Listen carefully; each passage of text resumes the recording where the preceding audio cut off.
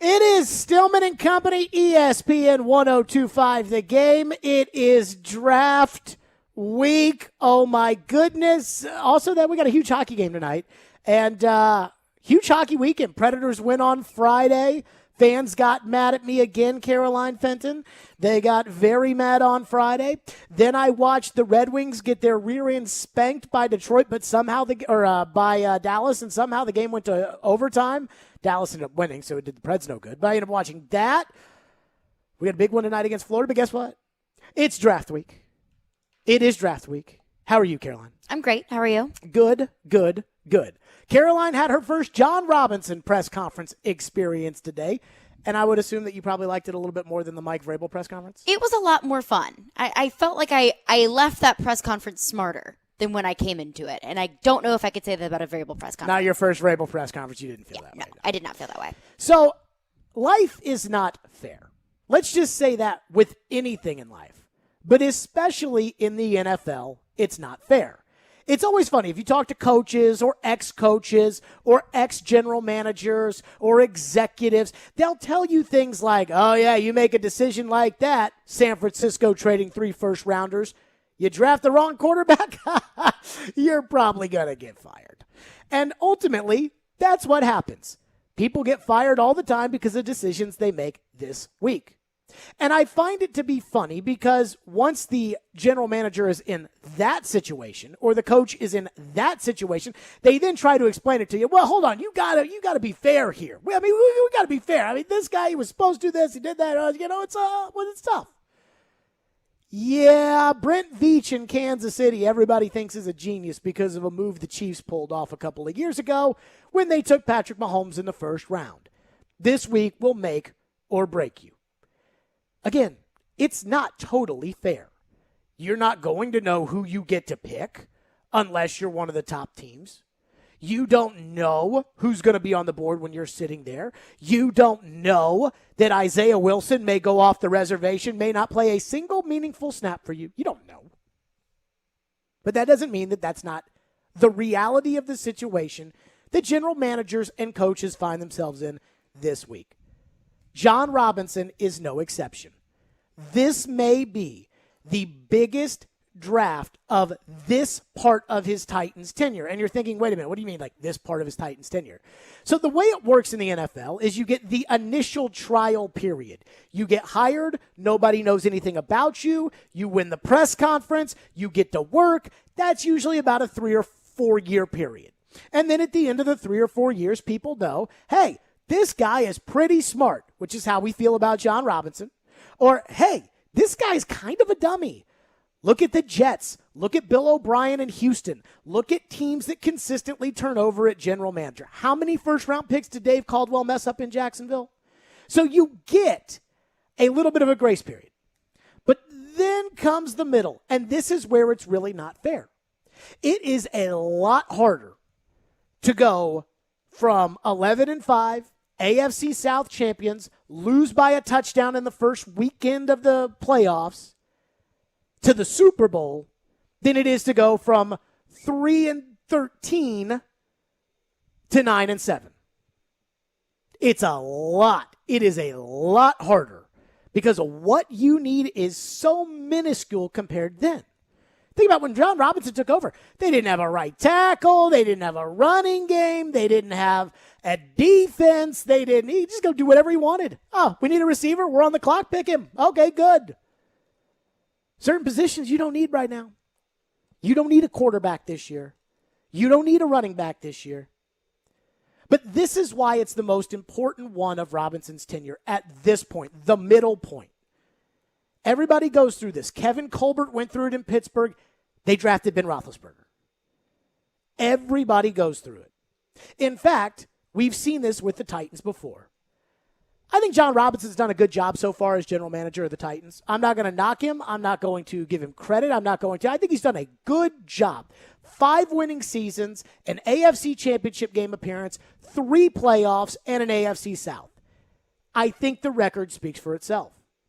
But if you were to say on one hand, I've got John Robinson, who I think is a good drafter, and I've got the other good general manager in the history of the Titans, Floyd Reese, I'm biased. I would go with Floyd. Floyd drafted Steve McNair. He traded down and drafted Eddie George. He drafted Javon Curse. He drafted Keith Bullock. He drafted Albert Hainsworth. He was a really good general manager, especially this time of the year. But when you look back on it, it was 2 drafts that did him in.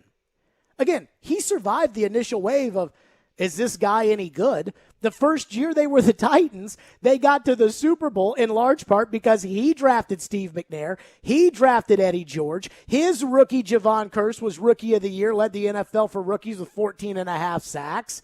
His second-round pick, Samari Rolle, was emerging as a star corner. His wide receiver, Derek Mason, a year later, set the all-time all-purpose yards record. I think he's a pretty good drafter. Okay. Then comes the middle tenure. Then comes the, okay, our guys are starting to get a little bit older. We've got to reload a little bit. And it was 2 drafts that did Floyd in, 2003 and 2004. The 2003 team, hey, they were coming off of an AFC Championship game appearance. Sound familiar? They were coming off of an AFC Championship game appearance. They drafted Andre Woolfolk, a corner who couldn't play. Tyrone Calico, a wide receiver who couldn't stay healthy. Chris Brown, who had a 1,000-yard season taking over for Eddie George and never did it again. And then a bunch of guys who never did anything, Ryan Long and Donnie Nicky. And okay, what about the next year? Bunch of picks. Ben Schroop, didn't work out at tight end. Travis LeBoy, Anton Odom, 2 pass rushers, and no guy really stepped up. Randy Starch had a nice career, but did most of it in other places. In 2003 and 2004, in the NFL draft, only 2 players, Jacob Bell in the 5th round of 2004 and Eugene Amano in the 7th round, both offensive linemen, in the 7th round of 2004, became starters. 2 drafts, 2 legitimate starters. Not good enough. It didn't help when after in 2005, 2006, Floyd's last 2 drafts, because the draft takes you a couple of years to catch up. In 2005 and 2006, Floyd drafted Pac-Man Jones a starter, Michael Roos a starter, Vincent Fuller a starter, Bo Scaife a starter, Ronaldo Hill a starter, Vince Young a starter, Stephen Tulloch a starter, and Cortland Finnegan in the 7th round, a starter. In 2 drafts, 8 starters, 5 Pro Bowls. He didn't forget how to draft. But after the 2006 season, he was gone. Those guys weren't ready. The Eddie Georges, the Steve McNairs, they were gone. Samari Rolle, Kevin Dyson, Derek Mason, gone. And then you had a so-so football team. Here's the reality of where the Titans are and where John Robinson is. 2020's draft, and the jury's still out. But we know Isaiah Wilson didn't work out. I think we are hopeful that Christian Fulton will work out. We were told before the draft last year, before they even picked him, hey, Fulton can play in the NFL. We didn't see it last year, but I think we're hopeful. How do we feel about Darrington Evans, the 3rd-round backup running back? Do we really think, and again, he was hurt last year, do we really think he's a long-term replacement for Derrick Henry? I vote no. Larrell Murchison, Chris Jackson, Cole McDonald, whomever, whatever, they're guys. I look at last year's draft, and I think maybe they have 1 starter in there. Maybe Christian Fulton. Cannot go back-to-back drafts and not get any starters at big positions. We think about the draft right now, and here's where I think the draft is different than reality. We think about the draft right now, and we say, okay, this draft is important because we think the Titans are good. Henry's in his prime, Tannehill's in his prime, AJ's in his prime, Lawan, Byard, Rashawn Evans, Jeffrey Simmons. We feel like, okay, now's the time. AFC Championship game 2 years ago, division title last year. Go, go, go. And there is some of that. But if you really think that the draft, or if you really think your team should be competing right now, and you want to really force the issue, you really want to improve, you'll do what Kansas City did last week. You'll trade that draft pick for a guy who will come in and star right away. You'll do what the LA Rams do. You'll do what Seattle does. Now, I don't like that because long-term, I think it hurts your team. But short-term, it certainly helps make you a little bit better. But the truth is that in a couple of years, Kevin Byard won't be the same player. Taylor Lewan won't be a Titan. Derrick Henry won't rush for 2,000 yards. A.J. Brown's injuries, knock on wood, might catch up to him. And Ryan Tannehill will be 35 years old. And at that point, you're going to need players that will step right in and will carry your team. And that's where this draft matters the most. I'm not sitting here trying to do, and maybe next year I'll do this same topic, and Caroline will rip my rear end 8 ways to Sunday, which she is totally allowed to do. But I look at the progress of the team, and I think about how important this draft is, how important long-term this draft is, where you have a lot of picks. And I think this is the one. This is the most important draft of John Robinson's tenure. If I tell you this again next year, Caroline, Ian, everybody else, you're entitled to say whatever. This, I feel, I look at it and I say, okay, you messed this one up. I don't see the Titans recovering from that anytime soon. 615-737-1025 is our phone number. And that is not to assume that they're going to mess this up. I mean, I'll put Robinson's draft record up. I think Robinson's a good drafter. I will put his draft record up there. I think he does a decent job in 5 winning seasons in 5 years. But, boy, you got a lot of long-term issues on the roster. We've talked about the offensive line and how this year it seems fine, but what's the long-term answer at right tackle? Ben Jones is a free agent after the end of the year. Lawan and Saffold have huge cap hits you can easily get out of. Big question marks. Defense, Jayon Brown's on a 1-year deal. Rashawn Evans is practically on a 1-year deal. Who's going to sack the quarterback? Harold Landry's on a 1-year deal. Who do they have at corner? Again, big questions in this draft. Caroline, John Robinson, I was surprised. 615-737-1025 is the phone number if you want to get in. I was surprised today, Caroline. I felt like John Robinson revealed a lot of information in his pre-draft press conference. And this is a guy who, he's not like Vrabel and just doesn't want to talk or say anything. But he doesn't oftentimes reveal a lot in his pre-draft press conferences. I was a little surprised. Well, this was my first John Robinson press conference, so I went into it not really having a ton of expectations, but it was nice to know exactly what his thought process was in terms of trading up or trading back to get players, and he said that they're open to those possibilities. So it was good to know as a media member to kind of get a little bit of a sneak peek into that draft room and okay, is this an actual possibility? If Devontae Smith, as we discussed last week, if Devontae Smith drops to 15, 16, 17, 18, would the Titans be willing to trade up? And he revealed that, maybe not Devontae Smith, but he did say that it's a possibility that we could trade up or back. So it was very nice to kind of get a sneak peek into exactly what he was thinking. That's what you got out of it? Yeah. One of the things that I got out of it. Do you think there's any NFL general manager that's not willing to trade up or down? I don't think that the Jaguars are willing to trade back. They'll trade back in the second round. I'm saying first round. That was when I talk about information. I'm not knocking you there. It's a totally fair point. That is not what I thought really stood out today. What stood out to you? I thought he was more revealing. And maybe I'm trying to read between the lines here. I thought he was more revealing. In fact, I think he was really, really, really telling about the first round. And it wasn't when he was asked about the first round, but I will explain coming up next how I think he maybe tipped his hand a little bit. Maybe he wanted to tip his hand this way. I don't know. Maybe he was being totally truthful, but I think there's something there. I want to get to that coming up next. 615-737-1025 is our phone number, 615-737-1025. Draft week is upon us. Your thoughts on the Titans draft, your thoughts on the Robinson press conference, Stillman and Company. We're live from the wholesaling studio, powered by RumbleOn.com. It's ESPN 1025, The Game.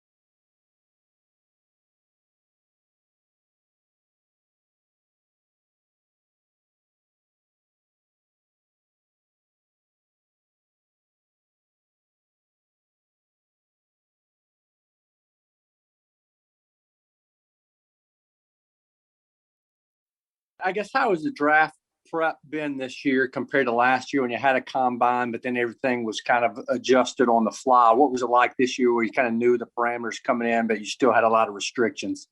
Yeah, I think that having the pro days this year, Jim, was beneficial. Being able to go to the college campuses, see these guys perform, athletically on the field, see them interacting with their teammates, have some face-to-face interactions with some coaches and staff members at the various universities was different. It was really good.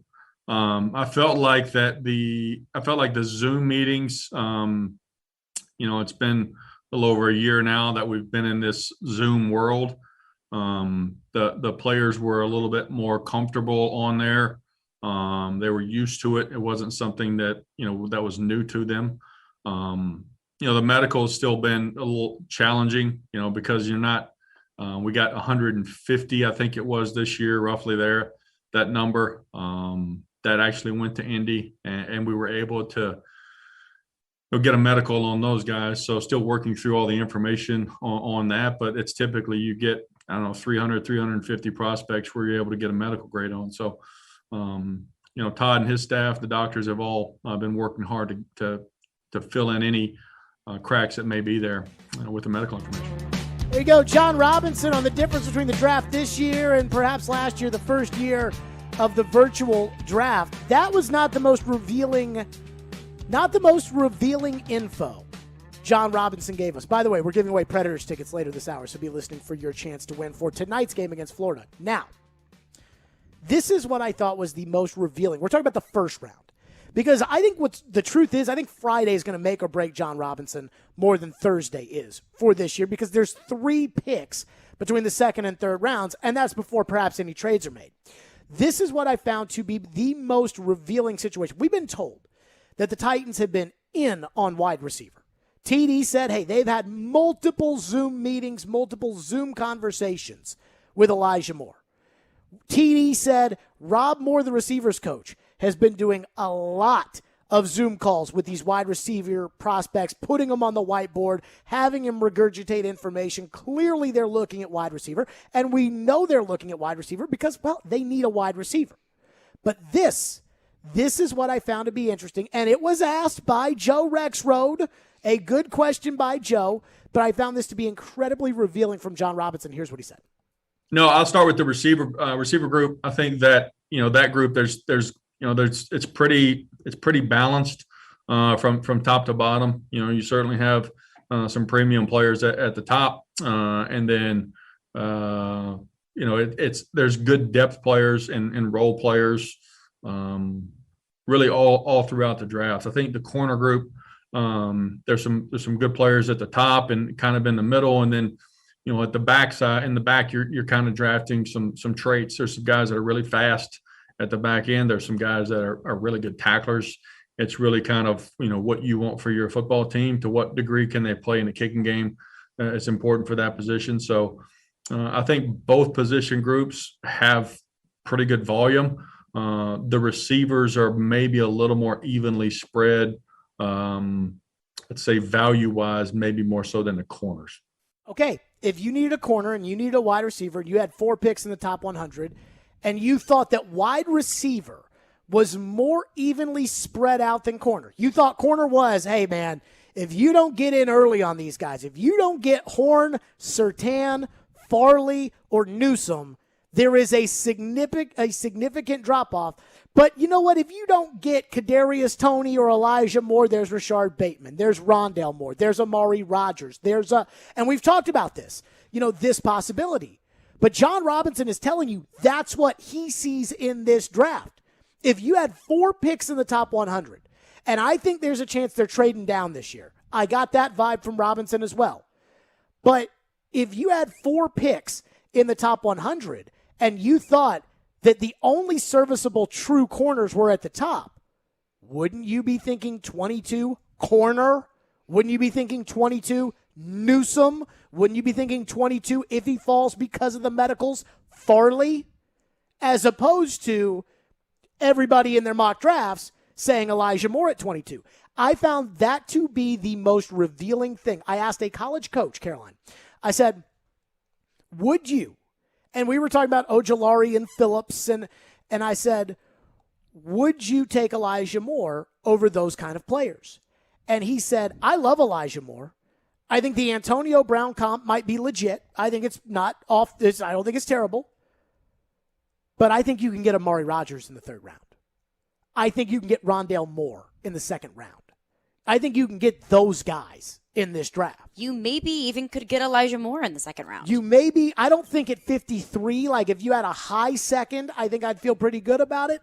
But I'm with you. Perhaps he could be there in the second round. I don't think they thought, and I don't have their 2019 draft board. I don't think they thought that A.J. Brown would be around at 51. So maybe that's part of it. But I'm just telling you, I get the feeling, listening to Robinson talk, that he believes if he's going to use the 22nd pick at 22, if he's going to use it, I think he's thinking corner before he's thinking wide receiver. Right, and I was just going to say it's interesting that he said he was so open to moving back and also wanting to get Greg Newsome or Caleb Farley, because if you don't take them at 22, they won't be there at 25, 26, 27. Mm-hmm. So, right, if you're at 22 and Greg Newsome or Caleb Farley are on the board, you take them. I mean, even if J.C. Horn or Patrick Surtain, by any strange happening, if they fall to 22, you take them. I think that if there is a quality defensive player in a pass rush, edge rush, or corner available at 22, you take them there, and then you figure out wide receiver and tight end in the second and third. What I hate about this, though, is I hate that I feel like in the draft, I always tell people, you're drafting the player, you're not drafting the position. So even though there may be 4 running backs, right, like if you get Derrick Henry and the other guy gets, I'm trying to think of who else went in that draft. I don't know. But if you get Derrick Henry and somebody else gets Leonard Fournette, I think. No, that was the year after. I think Zeke was the first one. And then I'm thinking about like who else went in the second round at running back.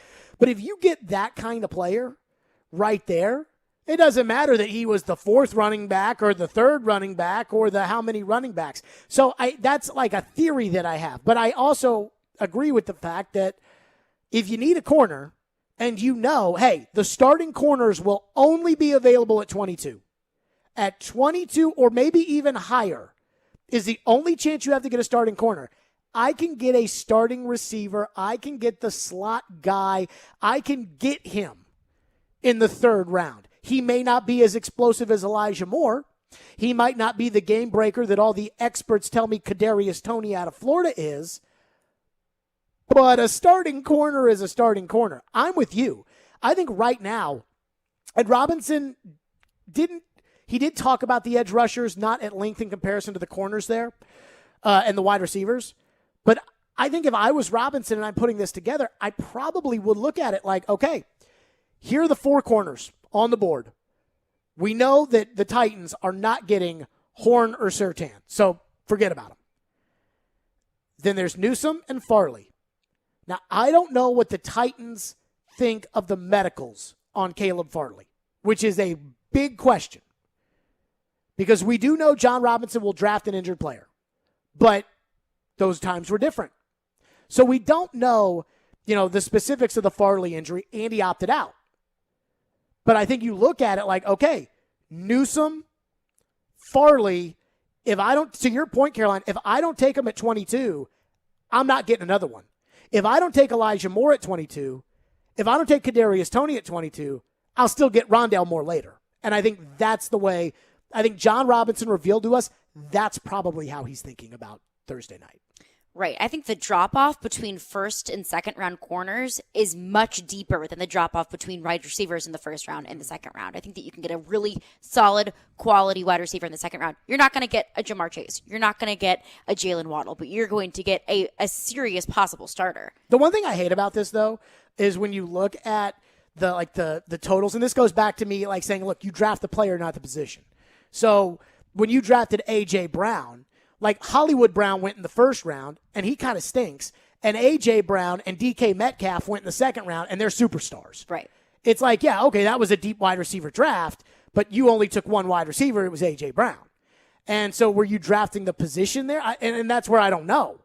But then I think in that same draft, this is one thing that if I had more than 2 questions for John Robinson, this would have been one I would have asked, which is how in 2019 did you decide they did not have a right guard? They had released Josh Klein, their starting right guard, because he was making too much money, and they legitimately didn't have anybody on the roster that could step in and start. Nobody.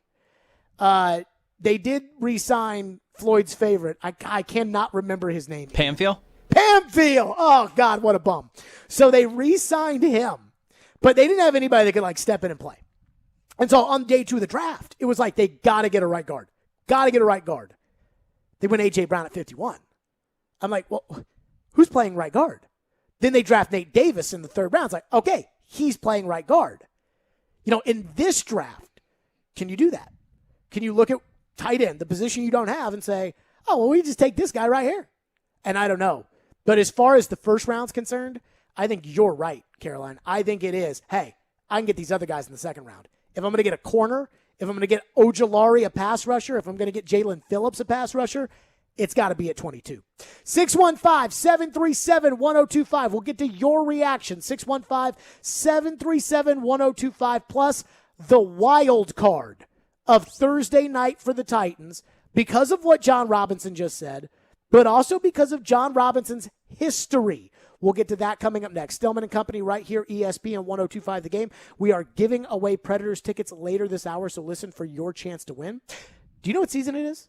It's a moving season. Thank you. It's a moving season. If you're looking to move, give my friends at TriStar Moving a call. At TriStar Moving, you'll get 5-star service throughout the entire process. Everything, and I mean everything, will be taken care of, from covering your floors, banisters, railings, front door thresholds. They'll even wrap and protect all of your furniture and put TVs in protected boxes. I know this because they took great care of all of my move. That's right. They made it as stress-free as possible. They've even got a brand new state-of-the-art storage facility in Mount Juliet. Their owners, Garrett and Robert, are true Nashvillians. That's right. Just like me. They're from here. They want to help this community. So give them a call. 615-640-1219 or visit their website, nashvillemoving.org/radio. They'll give you 5% off your entire move. That's TriStar Moving, 615-640-1219 or nashvillemoving.org/radio. TriStar Moving, my official movers.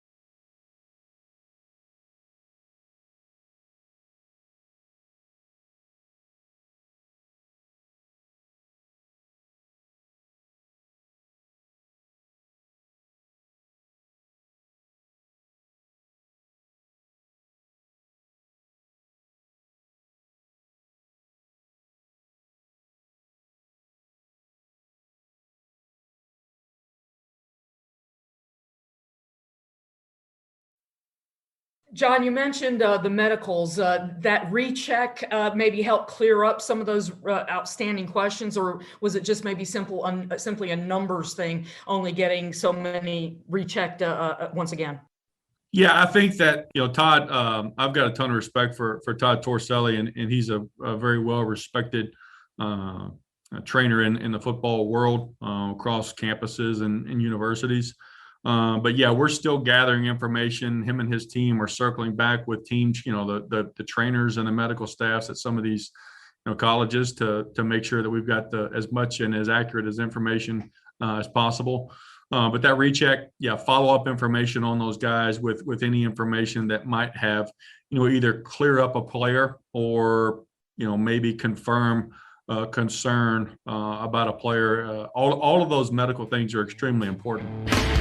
That was John Robinson. Caroline Fenton, do we trust what the college medical people say? Do we trust what the trainer at Ohio State says? I don't. If that's his guy, and, the success of their program relies on, number of draft picks and where they go in the NFL draft, then no, I don't believe him. No, they have a self-interest here. Yes, absolutely. They have a total self-interest.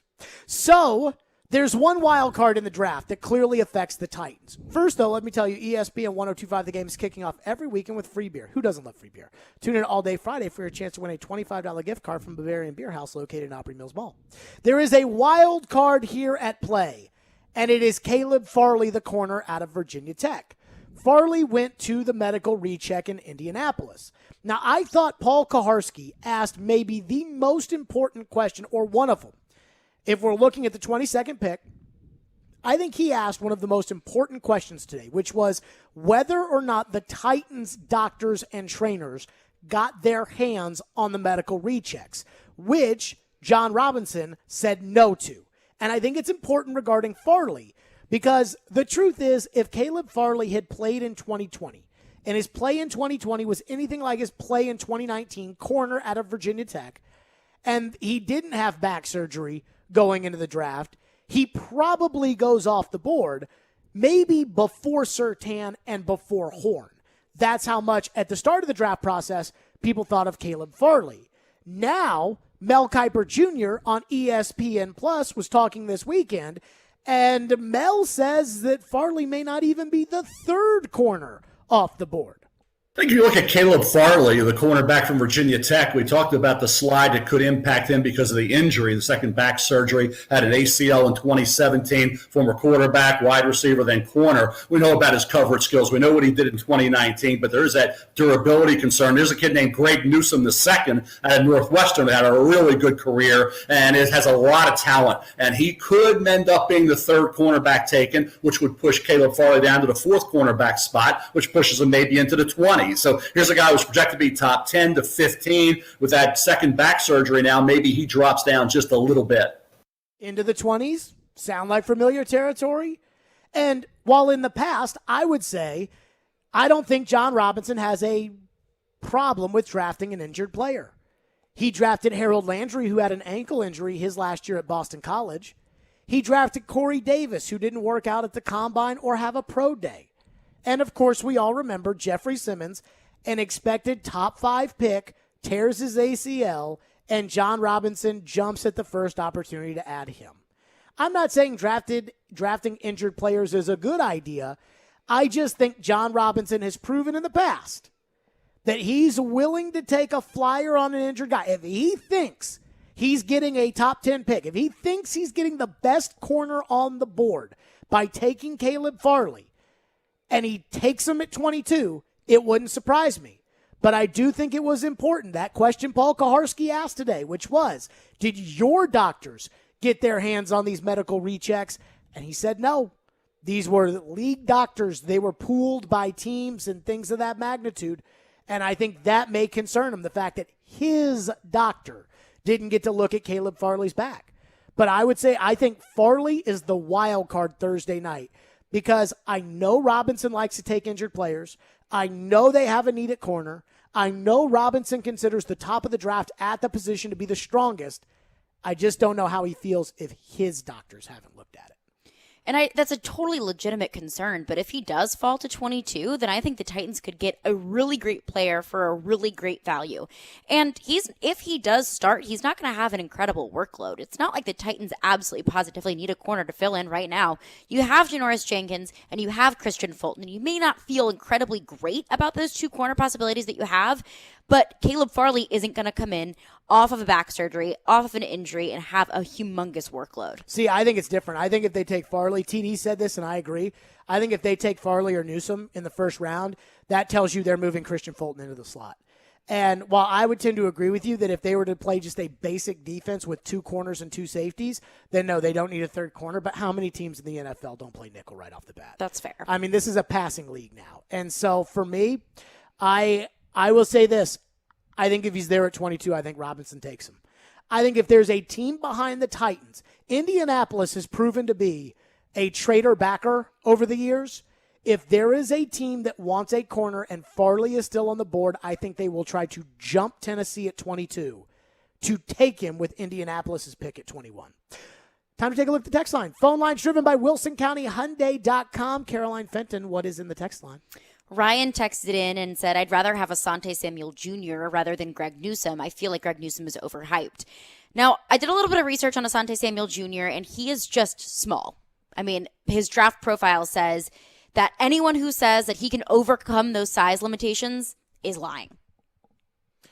So what do you think? Would you take Asante Samuel over taking Greg Newsome or over Caleb Farley? I don't think I would. Round? I wouldn't take him over Greg Newsome or over Caleb Farley. If either of those two guys are available, then I would absolutely take him. I don't think I'd necessarily take Asante Samuel Jr. in the first round. If he's available in the second, maybe. But there was one key point in his draft profile that is this said, NFL.com? This is no, it is not NFL.com. Whose profile is it? This is Last Word on Sports. Okay. I don't know who that is, but that's good enough for us. Okay, great. It says, if you do not have a dominant defensive coach, then beware of drafting Asante Samuel Jr. He will likely fail. And my first thought went to Shane Bowen. If you do not have... What do they mean by dominant defensive coach? Like, does that mean that, like, hey, if you don't have Dick LeBeau, you know, one of the greatest defensive coordinators ever, then Asante Samuel is going to fail? Or does that mean that if you don't have, like, a strong personality? Because I'll say this. I mean, there are a lot of things I don't like about Vrabel. Vrabel has a strong personality. He does have a strong coach. personality. And Vrabel played with Asante Samuel Sr. So I always think that that's one of those things where I don't want to say it's don't make me call your dad, but I mean, hey, Asante Samuel Sr. was a dog. And I don't think Asante Samuel Sr., and I don't know Asante Samuel Sr. or Asante Samuel Jr., but I don't think that Asante Samuel Sr. would like getting a call from Mike Vrabel saying, hey, you know, my son's kind of gone off the reservation. Or, hey, your son's kind of gone off the reservation. I'm not sure they'd like that, but that's just me. And I just don't know how I feel about drafting a guy because you feel comfortable that you can just call up his dad and say, hey, you know, like he's not doing what he's supposed to do. He's not getting the production we want from him. His number one strength on this same draft profile is NFL bloodlines. Look, I'm not going to say that just because your dad played in the NFL doesn't mean that you're going to be a good NFL player or a bad NFL player. I just think if that's the number one strength that you have, that's kind of weak. Yeah, doesn't Jerry Rice's kid, didn't he kind of stink? Michael Jordan's kid stunk. I mean, like, so I don't necessarily take a lot of stock into that. But I will say this. Archie Manning's kid was pretty good. So, you know, what else in the text line? One texter says Breon Borders played very well for us last year. Breon Borders stinks next. All right. I'm sorry. No, I'm not doing... we could pass on the corner, Jared, because Chris Jackson started 3 games and Breon Borders got absolutely demolished by Baker Mayfield. Breon Borders sucks. The reason that you have to go corner in this year's draft at some point is because you don't want Breon Borders, you don't want Ty Smith, you don't want Jonathan Joseph, you don't want Ian. Who else stunk last year for them? Who? The defense? The corners. Oh, I mean, they were horrible. Well, Ty Smith wasn't terrible. Breon Borders, Chris Jackson. Did you say the older guy? Joseph. Yeah, I think that's pretty much it. Oh, my God. Oh, no. Next, I can't. No more Breon Borders talk. No more. We will not speak. No disrespect Lesson to Breon. learned. No disrespect to Breon. I went to one game this year. It was that Browns game where he got torched. We kind of sat close to his family. I felt bad. But so no disrespect to Breon, but we are not talking about Breon Borders the rest of the week. No more Breon Borders talk. Lesson learned. Heidi texted in and said, if Robinson blows this draft, then what does his future look like with the Titans? I think that you'll probably be able to answer that question in 2 or 3 years. That's when you'll look at the roster. Derrick Henry won't be here anymore. Ryan Tannehill won't be here anymore. You'll have holes all over the place. And as I said, look, Floyd knocked it out of the park 2005, 2006. 8 starters, 5 Pro Bowls. Didn't do so well in 2003, 2004. He was gone after 2006. And it wasn't until, they won the division in 2008. They made the playoffs in 2007 with those players that he drafted well in 2005, 2006. But the draft, it takes 2 years to catch up. So Robinson blew the draft this past year, but it didn't hurt them last year as badly because, again, it takes a little bit of time for it to catch up to you. Want to give away some Preds tickets? Let's do it. We'll do it next segment. 615-737-1025. Tune in later on the show as well. We will reveal a keyword for your chance to text into the game text line for your chance to win the T-Mobile Hockey Home Gate giveaway, a Dos Equis prize pack, including a case of beer, dessert from Nothing But Cakes, a T-Mobile prize pack, and food provided by 312 Pizza Company in Germantown. Stillman and Company, delivered by TriStar Moving. It's ESPN 1025, the game.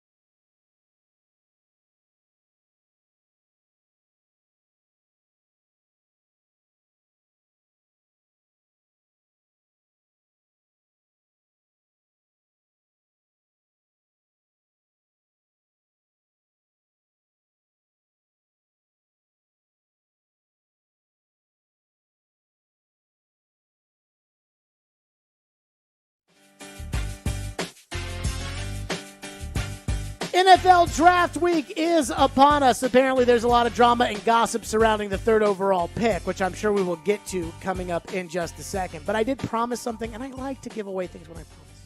Be caller 5 right now, 615-737-1025, and you'll win a pair of tickets to tonight's game as the Predators take on the Florida Panthers at Bridgestone Arena. We will have Adam Vingan on later. And by the way, I think that with the win on Friday, I think the Predators are in the playoffs. So I think they're going to make the playoffs. And people are going to get mad because that's what people do. But guess what? I can live with that. Time for headlines with Caroline. We're spanning the sports world. It's Headlines with Caroline on Stillman and Company. Right here on Nashville's best sports talk. ESPN 102.5 The Game and the Game Nashville app. Let it rip. So the Oscars were last night, and I love award season. It's kind of my guilt. It's kind of my guilty pleasure. I mean, there's so much drama, so much pomp and circumstance, so much hype surrounding everything, which kind of reminded me of something else that's coming up this week. All of the hype and all of the drama surrounding the NFL draft. So my headlines are a little bit different for you today. I made my headlines if the Oscars were the NFL draft. I hate the Oscars. Well, you might like this version. I hate the Oscars. Here's why I hate the Oscars. Because I haven't seen any of the movies that are ever up for any of the awards. They're very artsy-fartsy movies. They're very right. And then it's long and it's boring, and I'm like, just get to it. And then lately, people have been getting up and giving political speeches, which I don't necessarily care about. But if I'm going to have you talk about a movie I didn't watch, and then you're going to talk about things that, maybe I feel or don't feel, like, I just don't want to. I hate the Oscars. I hate the Emmys. I hate the Grammys. I hate the ESPYs. I hate them all. I love them. I like the CMA Awards. And everything else sucks. To be fair, some people who love the Oscars may say that same exact thing about the NFL draft, that it's too long and they're talking about things they don't care about and they don't watch football anyways. So, but I watch movies. Okay. But you don't watch these movies. No, they're boring. Okay. Well, I love them. So I'll get into my Oscars/NFL draft. Okay. Oscars, but make it football. So the best picture, I'm kind of interpreting that as what team has the best NFL draft situation, what team has the best opportunity to make their draft the quote-unquote best picture. My nominees are the Miami Dolphins sitting with the 6th and 18th pick, the Cincinnati Bengals, and the Jaguars with the first overall pick, and then a later pick in the first draft with the 25th. I think the Cincinnati Bengals have the best picture, the best draft situation so far this year.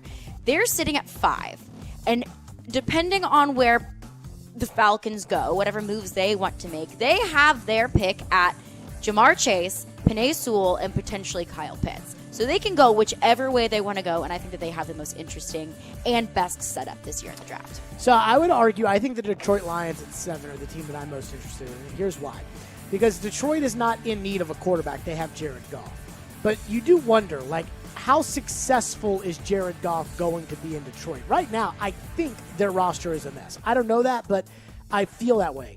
But they have all those picks coming down the pipe over the next couple of years. It feels like they're going to be able to really decide, okay, is Goff a true starter in the NFL? Is he our true starter? And they're going to give it a couple of years. I think they move back out of 7, try to pick up more picks, including first maybe next year. And then, hey, if Jared Goff takes them to 5 and 11, they're picking 7th again. They'll have so many first-round picks, they'll be able to move up to number 1 and take whoever they want. So to me, I think Detroit is the team that I'm most fascinated by at 7. I think one of the quarterbacks is still going to be available. I think that's, it's tradable enough for New England at 15 if they want to get to 7. If Philadelphia wants to go from 12 to 7, I think it gives you the opportunity. So to me, I understand. Bengals, I think, are just going to take Penei Sewell. I think 7 Detroit, that's the team I'm circling, saying, okay, new GM, new coach, let's see. Yeah, the Lions give a very interesting stance because there are going to be some really, really good offensive and defensive players both. They can also use that pick kind of as a leverage to pick up things later on, like you said. Best leading actor, I think, would be translated as the best quarterback on the board. And it was very, very easy for me to pick the winner of this category, which I think that we would all agree Trevor Lawrence would be the best quarterback in this year's draft. But the interesting thing was picking 3 nominees was kind of difficult. I mean, you're looking at 5 really good quarterbacks in this year's draft, so picking the top 3 was kind of hard. But my nominees were Trevor Lawrence, Justin Fields, and Zach Wilson. So I don't think people love I don't think people love Justin Fields as much as you do.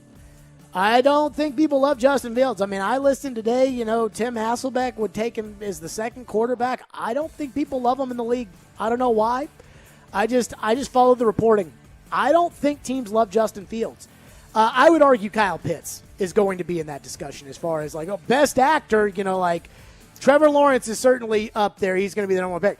I think the amount of people that I have heard just gushing about Kyle Pitts, and the idea of taking a tight end as the first non-quarterback in a draft, I think is just ridiculous. I guess Kyle Pitts is all that in a bag of chips, but I'd put him in there too because everybody's talking about Kyle Pitts. Which brings me to my next point, because I just did best leading actor as quarterbacks, but best supporting actor as those best positions behind quarterbacks, and I had Kyle Pitts in there as well as Jamar Chase and Penei Sewell. I ultimately chose Jamar Chase. But, I mean, you could make a serious argument for Kyle Pitts because he is that same kind of pass catcher. You picked Jamar Chase because you're a homer. No. I think I picked Jamar Chase because I think he's the second best player in this draft behind Trevor Lawrence. But Kyle Pitts is so dynamic. Man. I mean, he has that same pass-catching ability, and he can block. The talk around Kyle Pitts, man. And I'm again, the idea of taking a tight end, before you take any other position is like, I mean, what's that? When you start taking kickers? And I'm not sitting here, but, let's be real.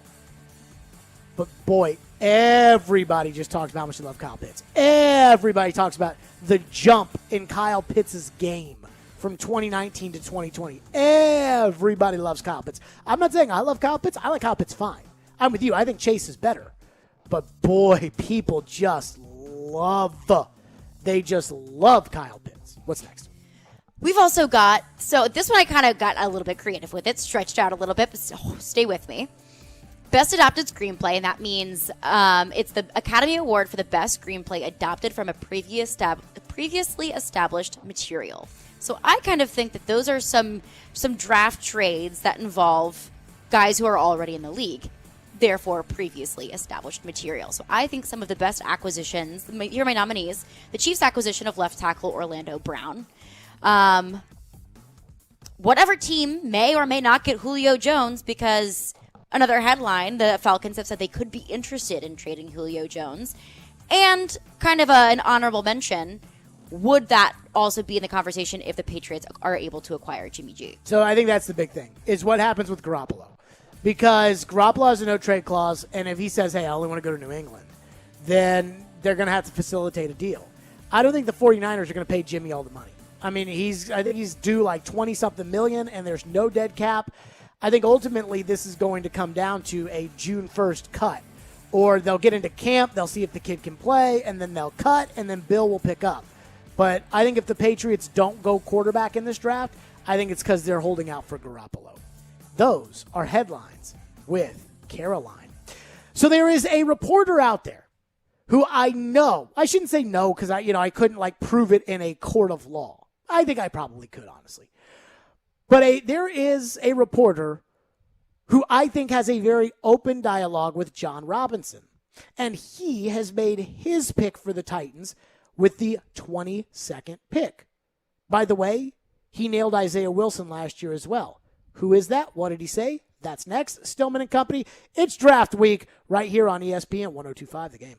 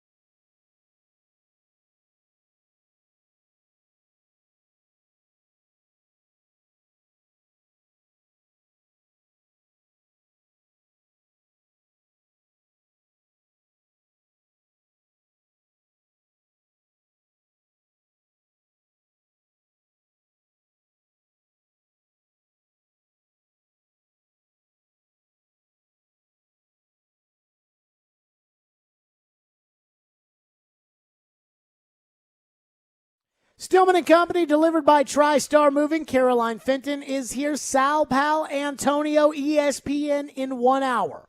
So we'll hear what Sal Pal thinks about the top of the draft this year.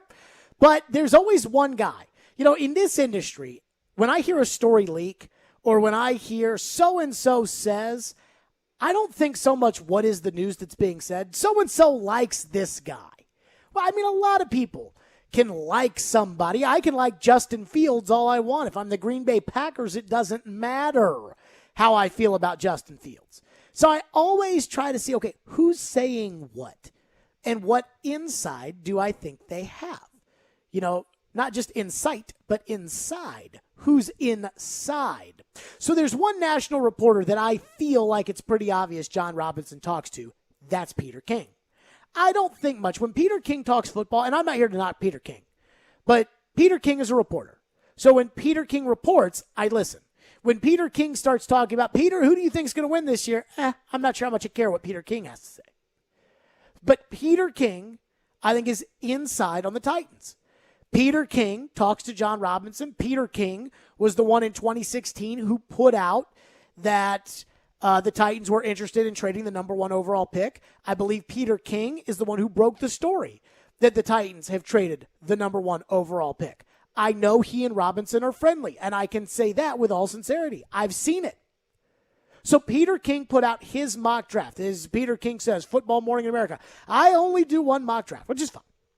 And so Peter King goes through each pick. And just like all these other drafts, I immediately go right to 22.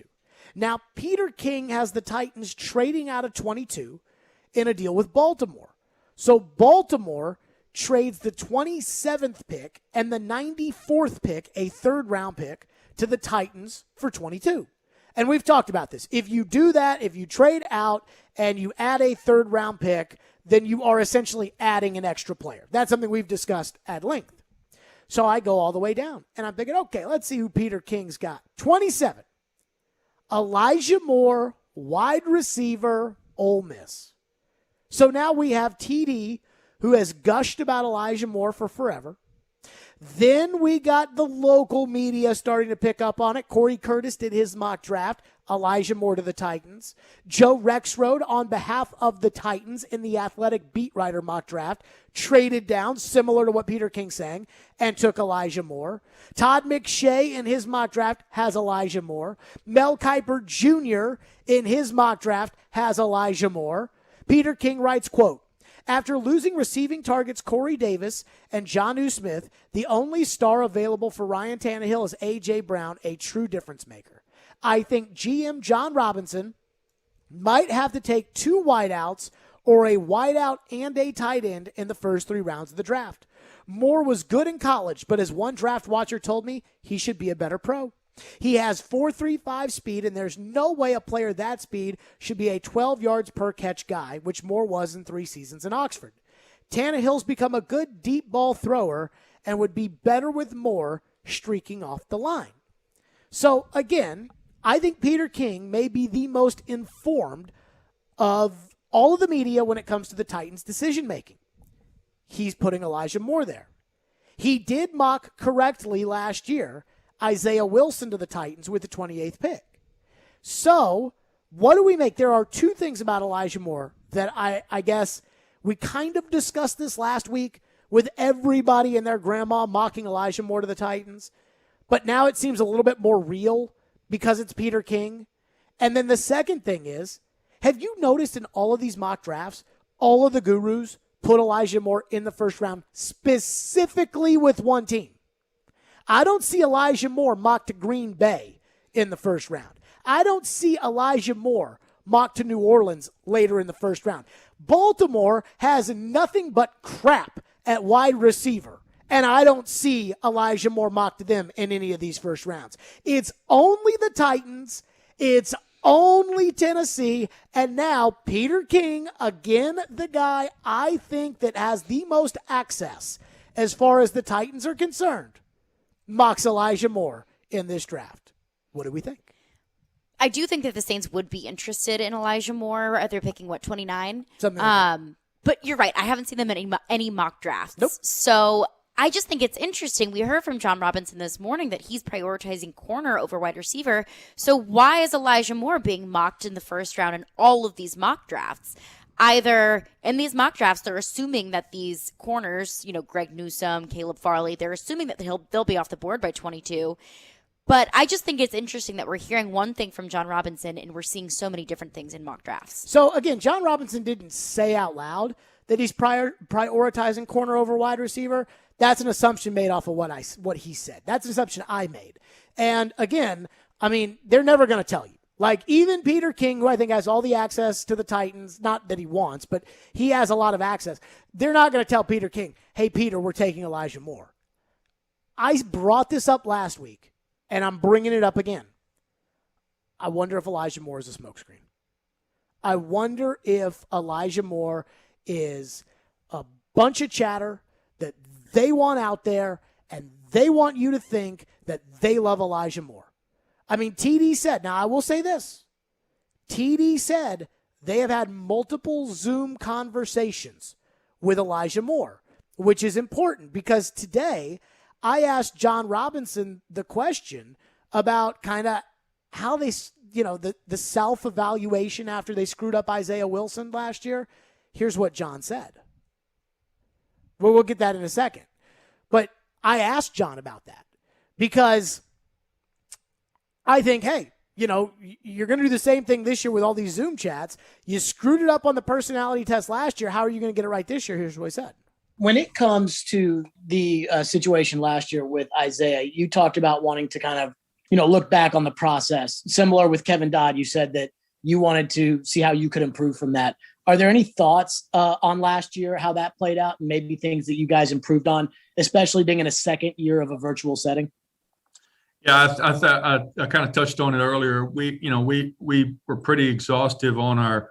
I don't have the exact number of Zoom calls, but we had different people within that hour session that we could have touch these guys and have interactions with them. And as guys got more comfortable, I know I personally was on a lot with Coach Vrabel and getting to know these guys and spending time with them.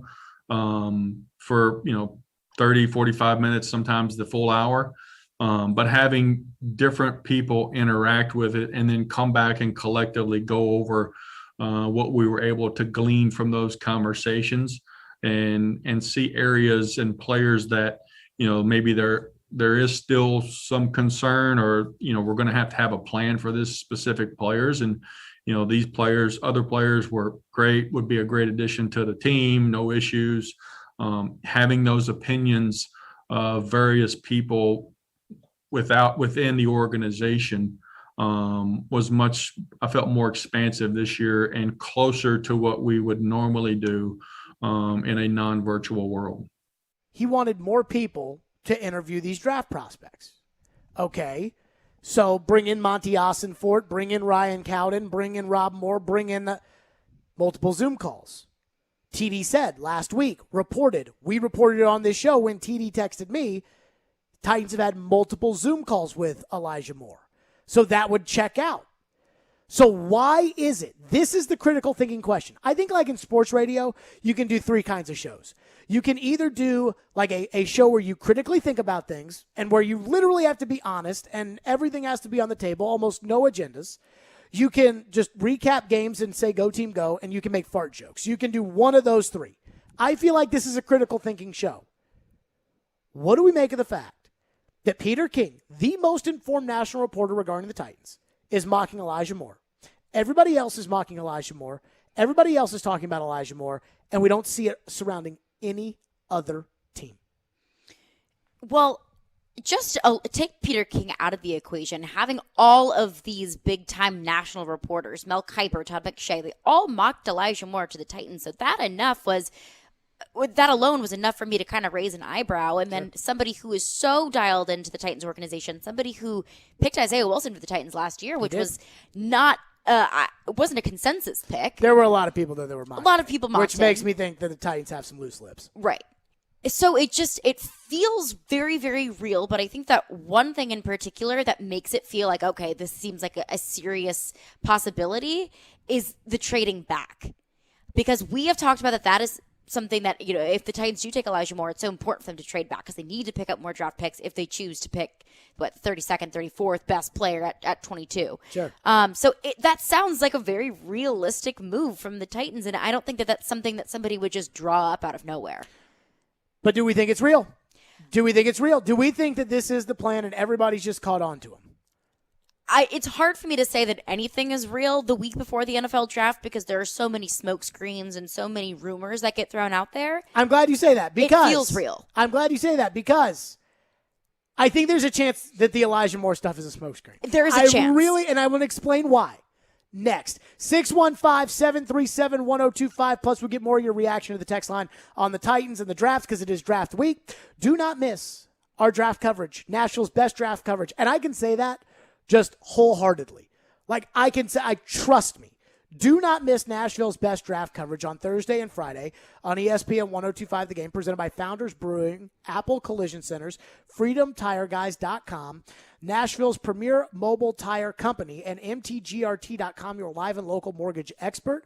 Be sure to join us as we will be broadcasting beginning at 6 o'clock on Thursday from 3rd and Home, Germantown's bar with a ballpark, and on Friday from Boom Boss Craft Pizza and Tap House in East Nashville. Let me say this. I've talked about this now for a couple of weeks. I'm going to give you the game plan on how to have the best draft experience. We will be talking about the Titans. So the idea, of course, we'll be talking about, Detroit's on the clock. What are they going to do here? We'll have TD, who will consistently have the big board as far as what are the best Titans available targets. We'll have Chris Sanders, former Titans receiver. Mark Howard will be with us. And for everybody out there that doesn't like me, I'm going to do as little talking as possible. Literally, I'm just going to serve the tennis ball and get out of the way. Which is hard to believe. It is hard to believe. But I would suggest doing this. I know you're going to watch the draft on ESPN. That's fine. We love ESPN. ESPN loves us. But use your phone, tablet, the actual radio itself. Use one of those three things. Have us on. Mute one, go to the other, mute one, go to the other. When ESPN goes to commercial break, and I am making this, when ESPN goes to commercial break, we will be live talking about the Titans. So digitally, we'll be up on Twitter and Twitch and Periscope and all that crap. And so, again, I'm telling you, constant Titans talk all throughout the night. And we're not going to bring on former Titan we're bringing on a former Titan in Chris Sanders and a guy who's been covering the Titans for forever and Mark Howard and TD who knows his stuff. We're not putting on ex-players of other teams. We're not doing it. Titans. So that's how we're going to kind of do the draft. 615-737-1025. We're live from the Wholesaling Studio, powered by RumbleOn.com. We're delivered by TriStar Moving. It's Stillman & Company on ESPN 1025 The Game.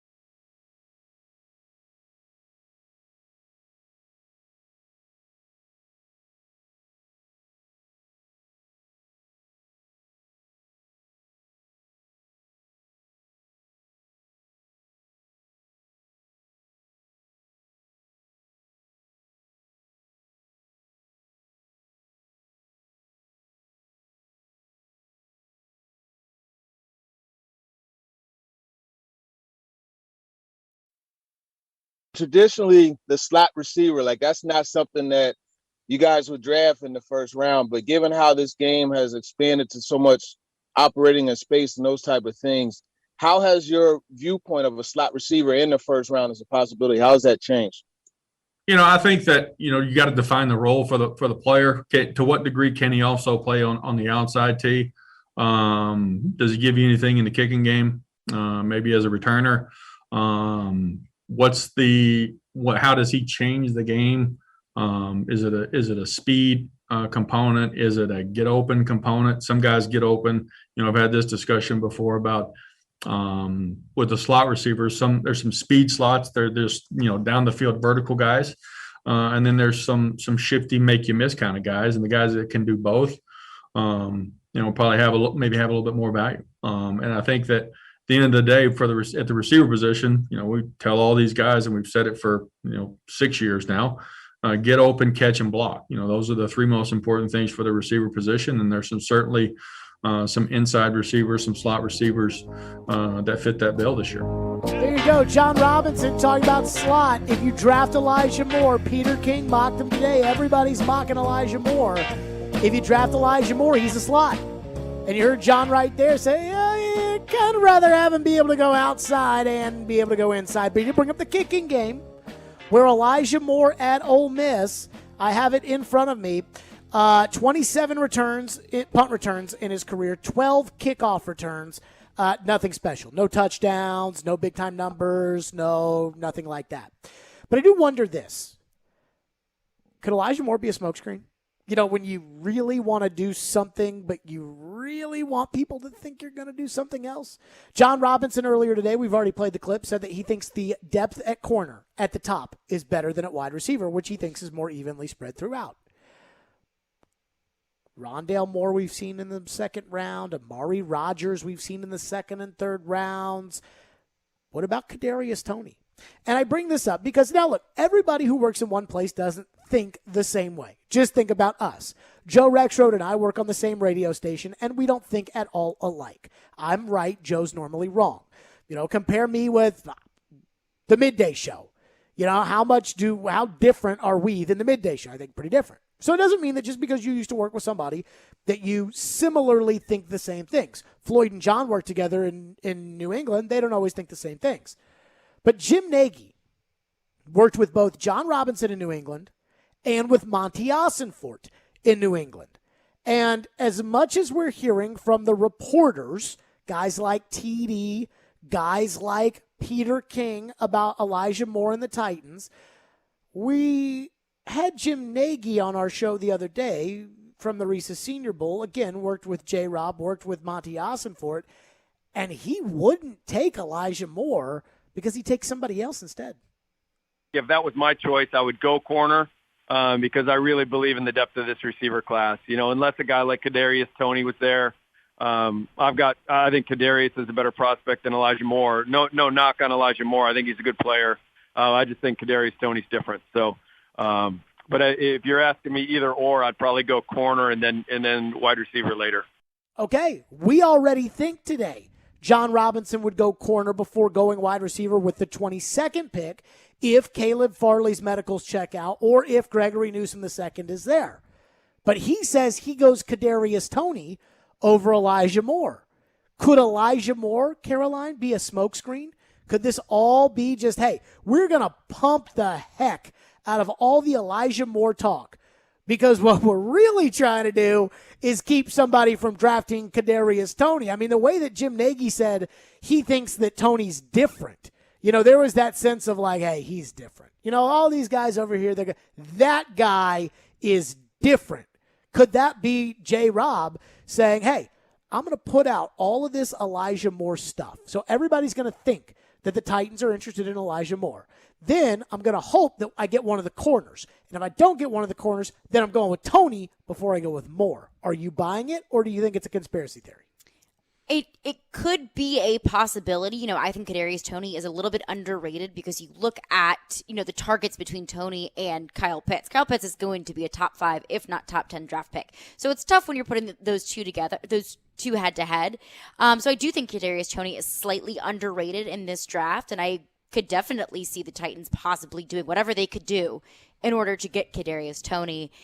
I don't know. I'm not really buying it. I think that they really are genuinely that interested in Elijah Moore. It makes sense. But it sounded like J-Rob was kind of like when TD asked the question about a slot receiver in the first round, I kind of think John knew who he was talking about, right? Like I remember when we used to have a weekly interview with David Poyle, and there was a lot of talk about the Predators having interest in Matt Duchene.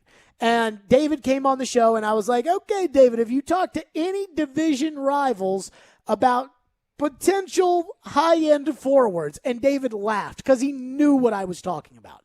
I feel like John Robinson knew what TD was talking about. Elijah Moore is a pure slot receiver. Pure slot receiver. Now, J-Rob did kind of, right there, that little couching with the kicking game, saying, hey, you like them to be able to go outside, go inside, do whatever. But if it can help you out in the kicking game, then like, oh, yeah.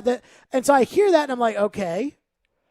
I'm like, So does that mean that J-Rob's cool with it because Elijah Moore can return punts and kicks, although he didn't do anything special returning punts and kicks at Ole Miss? Or is J-Rob not cool with the Elijah Moore pick because Elijah Moore is a slot receiver who's probably not going to go outside? Yeah, that's the question. I could absolutely see Elijah Moore fitting in the slot, following in A.J. Brown's footsteps as he did at Ole Miss. TD is so huge on Elijah Moore. He is a talented wide receiver. He has some size limitations, but I don't know. Is he better than Toney? Is he better than Toney? Because when this process started, they were not even in the same ballpark. When the draft process started with McShay and with Kuiper and with Daniel Jeremiah they were not even in the same league. Toney was a first-round guy. Moore was a second or third-round guy. Now, everybody seems to say Elijah Moore is a first-round guy, but it feels like they say Elijah Moore is a first-round guy to the Titans. So I have a hard time. Yeah, and in the beginning of all of this, when we were exiting the college football season, it seemed like Kadarius Toney was ranked that fourth wide receiver below Devontae Smith, Jalen Waddle, Jamar Chase, in whatever order you want to put them in. It seemed like Kadarius Toney was that fourth guy, and now the narrative has kind of shifted that Elijah Moore somehow, after doing nothing else, is the fourth guy. So I don't know. Now, he did run, what was it, like a 4.35 or something like that? Yeah, he had a quick 40. I mean, he did. I mean, he crushed it in the workout. So I'm not going to take that away from him. But I'm just saying, I am just saying, Jim Nagy, a guy who, again, he was at the same level as the guys making the decisions for the Titans at one point in his career. And Jim Nagy very clearly prefers Toney over Moore. Not even what about I just think Toney's different. I just think Toney's at another level. Here's Dane Brugler in his guide, the Beast Guide, has Kadarius Toney, Jamar Chase, Jalen Waddle, Devontae Smith, 1, 2, 3 in that order. Toney 4, Rashad Bateman 5. Both have first or second round grades. Elijah Moore, Terrence Marshall, Rondale Moore, 6, 7, 8, all have second round grades. I am just following this a little bit, and I'm wondering, could the Elijah Moore thing, could this be a total smokescreen on the part of the Titans? 615-737-1025. We'll get your reaction. 615-737-1025. Sal Palantonio will join us, ESPN, in 30 minutes. Let me tell you about my friends at Edmunds. Buying or selling a car is one of the biggest financial decisions you can make. Edmunds will take all the headaches and guesswork out of car shopping for you. They're pros, and they've been helping people like you and me for over 50 years. Edmunds.com was the first auto information website, and they are experts in buying or selling. I don't know about you guys, but for me, I get stressed out when I have to make a big decision like that. Trying to, got all these different cars, don't want to test drive all the way. Well, guess what? Edmunds test drives over 300 new vehicles a year, reviewing almost every car on the market so you can narrow down your search to their top-ranked trucks, SUVs, and much, much more.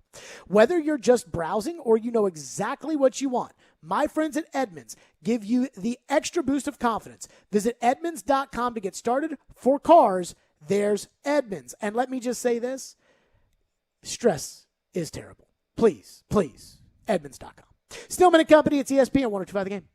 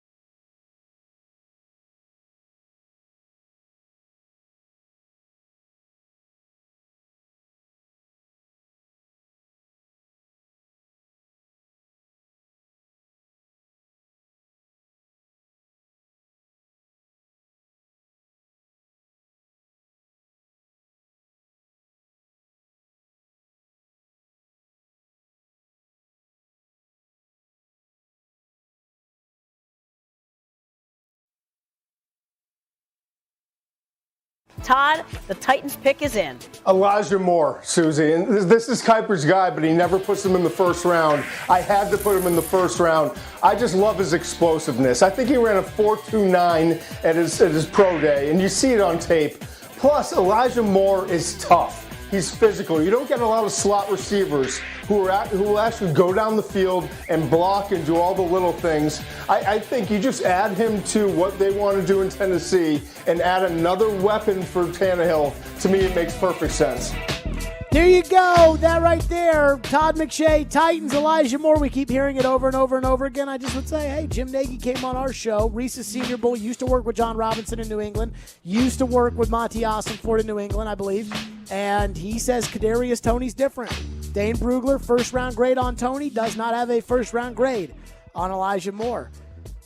Unless we have a thought, phones, 615-737-1025. Phone lines driven by WilsonCountyHyundai.com. Caroline, what is on the text line? JD texted in and said Elijah Moore is a third-round guy with first-round speed. I think he would make it interesting being with the Titans, as he may be able to line up in the backfield alongside Henry and maybe mix up the passing game for the backfield. You think the Titans are going to win a Super Bowl by gimmicking people to death? No. So I hear you. I get it. I mean, everybody got all excited. A couple of years ago against the Saints, Derrick Henry didn't play, and they threw a toss sweep to Jonnu Smith, and Jonnu Smith just tore right down. And people were like, oh, my God, they could play Jonnu at running back. And they never did it again. So I get it. Everybody loves the Philly special in the Super Bowl. Where's Trey Burton now? He's on like his 8th team since then. The gimmick thing, great. But I'm looking at Kadarius Toney or Elijah Moore. I'm looking at it like this.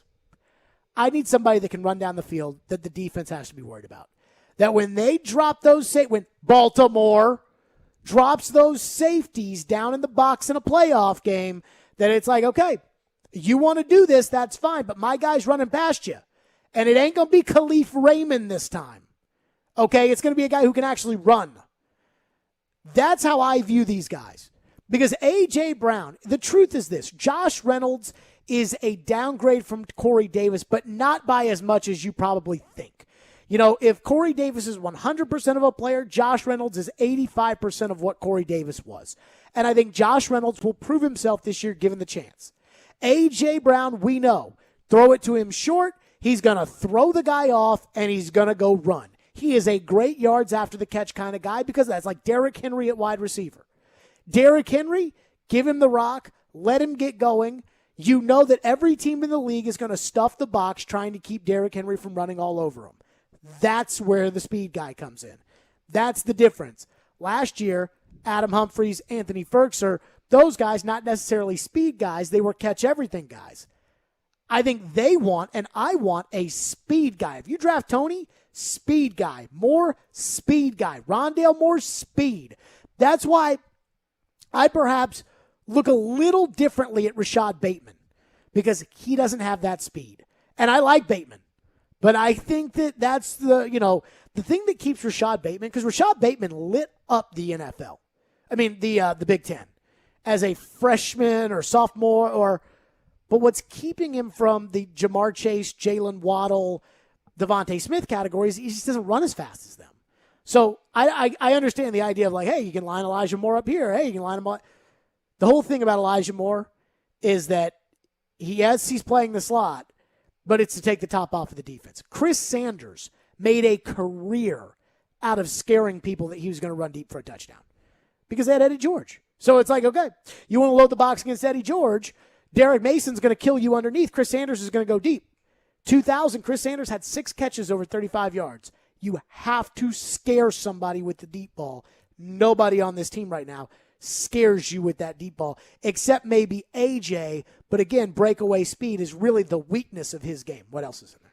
Ben from Nashville said, what do you think about the Titans drafting Terrace Marshall Jr. instead of Elijah Moore, like a lot of mocks have the Titans doing? A lot of mocks also have him going to the Ravens, meaning Terrace Marshall Jr. Yep. And I would love for the Titans to steal the Ravens pick just to add to the rivalry. So, okay, here's the thing. I've watched every LSU game when they had Justin Jefferson and Jamar Chase at wide receiver, and I thought they were both bad boys, but I thought Chase was so much better than Justin Jefferson. I thought Justin Jefferson was like the least important player on that just prolific 2019 LSU offense. and he's first team all rookie team I mean, he's a Pro Bowler as a rookie. That's how good he is.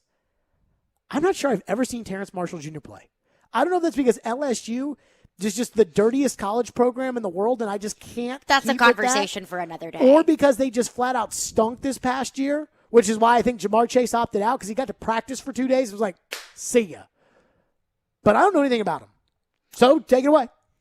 He opted out after 7 games last year, which I also don't blame him. He had about 730 rushing yards, 10 touchdowns. He's a great receiver, and he's big, and he's quick. He's 6'4", 200-ish pounds. He ran a 4.38 40. So very much so an impressive wide receiver. I didn't see him going in the first round, and I would be shocked, honestly, if the Ravens decided to take him at 27. I would see him more as an early second-round pick, but that's also what we said about Elijah Moore. Mm-hmm. So the difference is, though, is I think Terrence Marshall plays outside.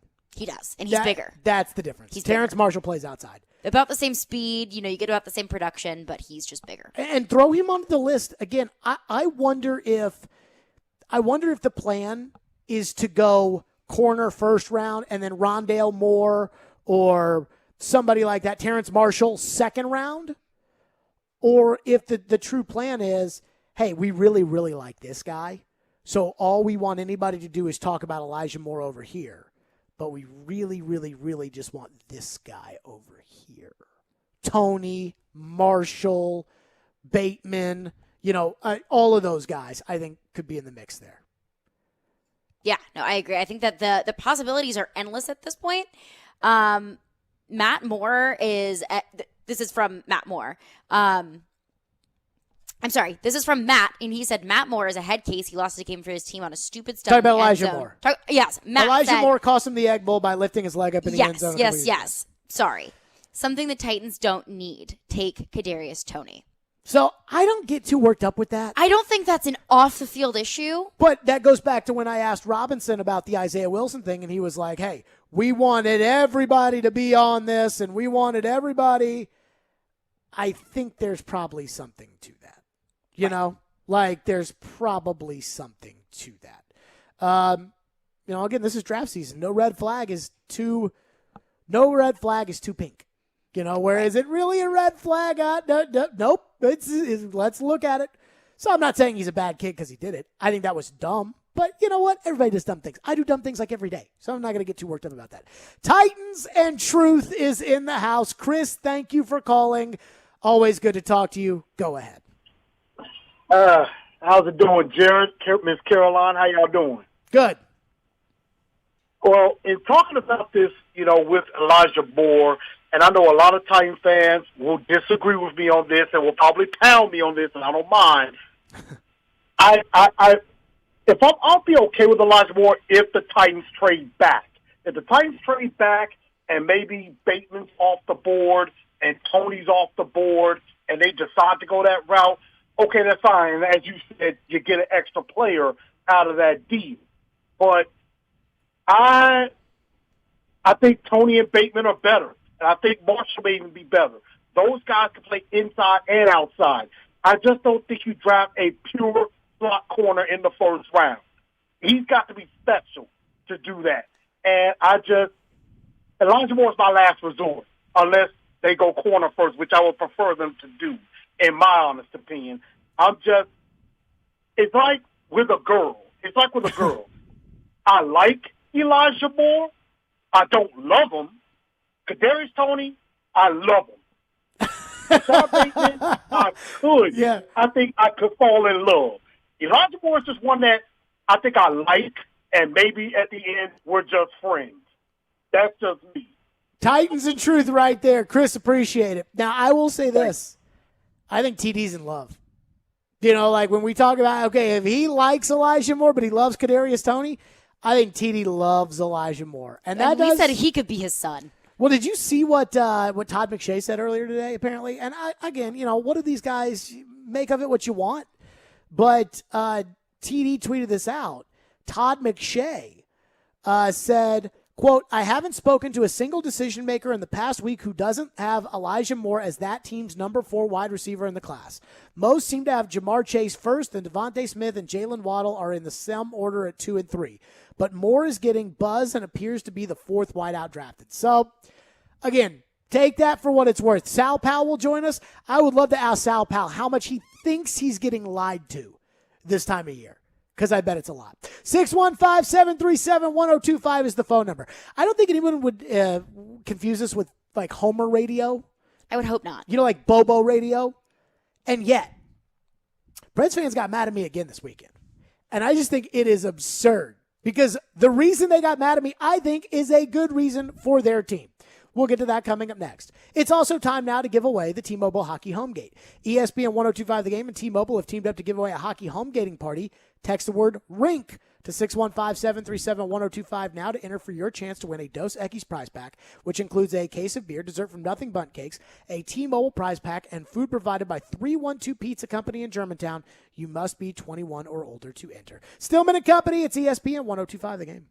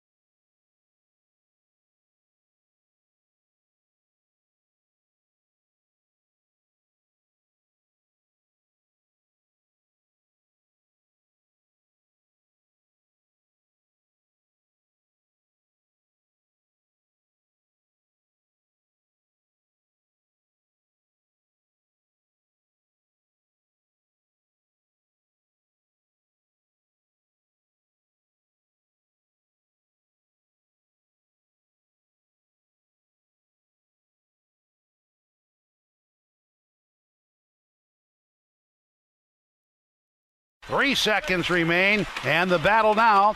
Kane loses to Yossi, and the Predators hang on and win this one here tonight. Each side a goal in the third period. Predators end up winners 3-1 on the season series of the Blackhawks. They are 7-1. Coach, I know it's different every time you play them a little bit, I suppose, but to get 7 out of 8 wins against the Hawks, what does that mean? And especially this week to get 5 out of 6 points here. Yeah, I mean, they're a tough team to play against. I think a lot of the games were extremely competitive, and, I think we're fortunate enough to be able to find ways to win the games. And, as you come down the stretch here, we knew this was going to be an important week, and I thought all 3 games were really hard fought. And, fortunately for us, we found a way to win them, or at least 2 out of the 3. There you go. 2 out of the 3, 5 points. Adam Vingan, who will be on our show later. Adam Vingan said they needed at least 5 of 6, maybe 6 of 6. Against Chicago, they got 5 of 6. And right now, according to MoneyPuck.com, the Nashville Predators have a 60.2% chance of making the playoffs. Dallas Stars 3.8. Chicago Blackhawks 1.3. Let me state for the record, the Chicago Blackhawks are done. Like, what happened Friday night was the final shot for the Blackhawks. It's over for them making the playoffs. They tried hard. Good for them. Now, I said this on Friday, and I know people are mad at my Twitter. First of all, Preds Twitter is always going to be mad at me. That's not going to change.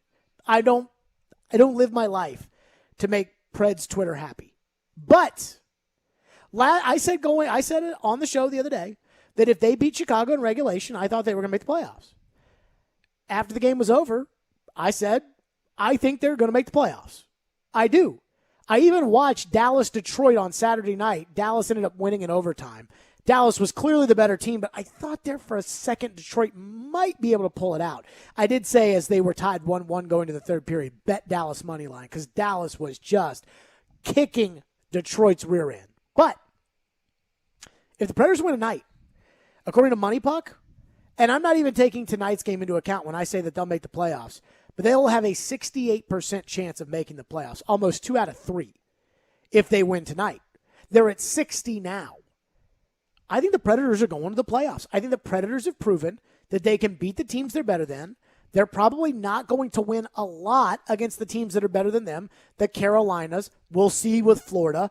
But I don't understand the anger of people that sit there and say, that get mad at me for saying, hey, I think this team is going to go to the playoffs today. I think they are going to the playoffs. They will make the playoffs. Isn't that what everybody wants anyways? All I ever hear is, hey, remember 2017, Jared? Just get in the playoffs and see what happens. Remember what happened to Tampa Bay in 2019? Remember. And while I don't buy into that because I think they'll get swept or lose in 5 games to the Carolina Hurricanes, I'm at least going to say, hey, I think they're going to make the playoffs. And if you're a Preds fan and you want them to make the playoffs and you want them to see how far they can go, you should be happy by that. I think people are just a little bit nervous about your second game of Preds Blackhawks and you totally just jinxed it. So I think people are just worried that if you call something, then the opposite's going to happen. I called this game in the third period. I said it was over. And then a few minutes later, the Blackhawks scored, which I just think was the Preds still won. Okay. But I just thought it was hilarious that you said, oh, yeah, this is over, whatever. And then Blackhawks scored. It's over. It was over because even though the Blackhawks scored, it didn't change the game because they won. They won at that point. I think they had like a 99.3% chance of winning the game. I will say this. I don't know if it's me. I don't know if it's me. I don't know if it's maybe the tone in which I talk about the Predators with. But the amount of people that just get so worked up over what I say about the Predators. I say something good, they all get mad. I say something bad, they all get mad. I don't get it. I do not understand it. I'm not trying to understand it, but it's like this idea of like, oh, well, Jared Stillman, he doesn't know anything about hockey. He said, I watch every game. Every Predators game I watch. Guess what I'm doing tonight? I'm watching the game. Guess what I'm doing tomorrow night? I'm watching the game. I watch every game. And I watch these games. I'll be like, look, the team is playing much, much better. There are a lot of things I still don't like. I think the power play, it looks lost right now. And it'd be nice if they could get that figured out instead of just passing it around, waiting for Ellie Tolvanen to do something like perhaps, I don't know, like maybe create some traffic in front of the net. They scored that first goal because Johansson's stuck his big butt right there in front of the net, and he just kept swiping at it. And guess what? It works. And you know what? For $8 million a year, the least you can do is get your big butt to the front of the net and just swipe at it. Swipe, swipe, swipe. That's all you need to do. And it worked. So, anywho, I guess like I look at it right now and I think, okay, the question I have with the Predators is more forward thinking. Now, if they lose games they should win, and I'm not saying that because I think they're going to make the playoffs, that Saturday's game against Dallas is not a big one, because it is a big one. I mean, even tonight's game and tomorrow night's game, those games are big. But I feel like the whole fear, I mean, the fear I had was that Chicago was going to really put up against you in their last stand, and that Dallas was going to just rip through Detroit, and neither happened. So, like, the safeguard, the firewall that protected you from losing your spot in the potential playoffs, I think is gone, because Dallas doesn't have any more 4 games in a row with Detroit. I mean, you look at Dallas's schedule, it's Carolina, it's Tampa, it's you. I mean, it's good teams. And so I think this team's going to make the playoffs. That doesn't mean that I think they're going to do anything in the playoffs, but I do think they're going to make the playoffs. Here's my very macro look at the rest of the Predators' schedule, and I want you to tell me kind of what you're thinking. Sure. Let's say, I'm going to give, let's say the Panthers take both of these games against the Predators. Let's say that. Predators Sure. go 0-2 against Florida. Predators beat the Stars. Predators go 2-0 against Columbus. Predators go 0-2 to the Hurricanes. So they drop both games to Florida, drop both games to Carolina, which I think is probable. I think they could steal a game against Florida, but I still, let's just say 0-2 against them. So you're looking at losing 4, winning 3 of the next, 7 games. You still think they're going to make the playoffs? Yeah. If they drop that game to Dallas. Now, that's going to change a little bit. Mm-hmm. But, I mean, Dallas is going to have to win games out of their rear end here. I mean, Dallas is going to have to win games that they shouldn't win. And Dallas is playing a condensed schedule. They're going on the road. Like, I mean, again, anything can happen. Like, I'm not saying go ahead and print up the hats and T-shirts that say they're making the playoffs. When I say the game's over, like, it's over. Like, when they were up 3-0 in the third period. You said that one time, and it wasn't quite over. Yeah, but it was over. And they just screwed it up. This is not the same. But now, I mean, like, I feel comfortable. I think they're going to make the playoffs. I'm looking at vacations right now. It's about to be vacation season. That's Hiller, get your free vacation. I mean, I'm looking at the vacations because it's about to be vacation season. I'm like, man, late May, maybe not, Jared. So I think they're going to make the playoffs again. I think it's going to be a humongous uphill battle against Carolina. But hey, a lot of people say just get me to the playoffs, baby. And I guess that's where we sit. 615-737-1025. Sal Pal Antonio joins us coming up next. ESPN. How much does he get lied to right here around draft time? What's he hearing about the top of the draft? What does he hear that we don't hear? That's coming up next. Sal Pal Antonio, ESPN will join us right on the show. Stillman and Company. We are delivered by TriStar Moving right here on ESPN 1025 The Game, and we're streaming on the Game Nashville app.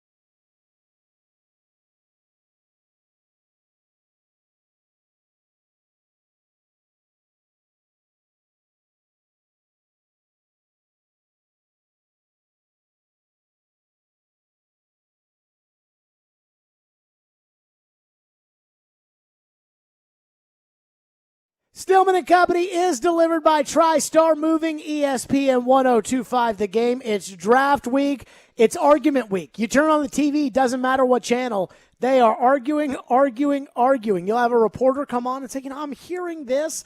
And then you'll have the analyst say, well, I can't believe they're doing that. I just can't. Oh, it's draft time. And not only is it that, but it's not a normal draft year. I mean, we still have a lot going on. But it's not like last year's draft year where that was literally it. And there was, I don't want to say like a little depression or something, but this year, man, it feels like a much more normal draft, even though not a normal draft per se. But Sal Paolantonio joins us now. ESPN Draft Outlooks brought to you by Farm Bureau Health Plans and by Apple Collision Centers. So I find this time of year, Sal, to be very funny, which is reporters. And I think what's great about having you on is there's the reporter side of you, and then there's the, NFL matchup side of you as far as the draft's concerned. But reporters I feel like teams this time of year, I don't want to say they're lying, but I definitely think there's a lot of smoke screening involved. We're hearing a lot. As a reporter, Sal, how much this time of the year do you take everything you hear with a grain of salt? Well, I look at one thing when people report stuff, and that is, are they using a single anonymous source?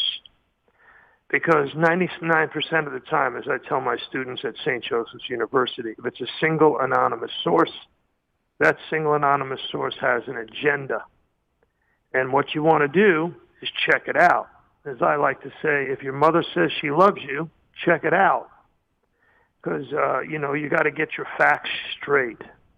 So that's the bottom line for me is, I try to make people go on the record as much as possible, and that cuts down on their agenda when they're on the record. Then they have to give it to you straight. The other thing I try to do is this. I try to look at what a team was and what it is trying to be or become. Like, for instance, let's take the Tennessee Titans. They have a new offensive coordinator. They're in transition at the wide receiver position and in the secondary. Both of those areas are very difficult to be in transition in because the NFL is a passing league. Let me remind you once more, with dynamic tension and fun and laughter for all, that 2020, the NFL set a record for points scored and touchdown passes. You got to have wide receivers. You got to have corners. And you got to have plenty of them. And they got to be versatile and do different things. And they got to be super smart and super tough. And that's how you really get along in the National Football League. Now, you look at the Titans, 11-5 last year. But unfortunately, their passing game did not come to the party in certain areas, in certain games, especially in that last wild card game where they were bounced out on their ear 20-13. Yes, they were fourth in the league in scoring, but they earned it the old-fashioned way. So they've got to figure out a way to score points with their new OC. Now, I don't really know Todd Downing very well. I really don't. I haven't really studied what he does offensively. I would imagine that Mike Vrabel, who I respect a lot, is going to make him do basically what he did last year, just turn it up a little bit more in the wide receiver position in the passing game to make them a little bit more balanced. Sal, the defense really struggled last year, and John Robinson today at his press conference said he thinks that earlier in the draft, the top corners are probably – the depth isn't similar to wide receiver, where he feels like the depth in this draft is kind of spread out. That led us to say, okay, is that kind of a signal that if Gregory Newsome is there out of Northwestern in the second or in the first round, or Caleb Farley falls with those back issues out of Virginia Tech in the first round, he'd go corner over wide receiver? Then, of course, we're wondering, okay, is this a smoke screen? Maybe he trades down and goes wide receiver. But I'm with you. It does feel like even though A.J. Brown is becoming a star and it's a running team with Derrick Henry, wide receiver is certainly on the table for the Titans here, Sal. Well, they're in transition at difficult positions right now in the National Football League. OC, wide receiver, secondary.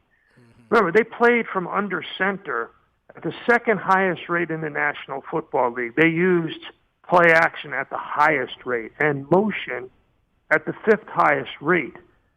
So they are a very static offense. And you're not really going to change that a whole lot honestly, by infusing a lot of young wide receivers into what you're going to do, what you have to do over time. Your offense is going to transform itself. It's going to change. And maybe if you pick a young wide receiver who picks things up, it's going to change from the first quarter of the season all the way down to week 17.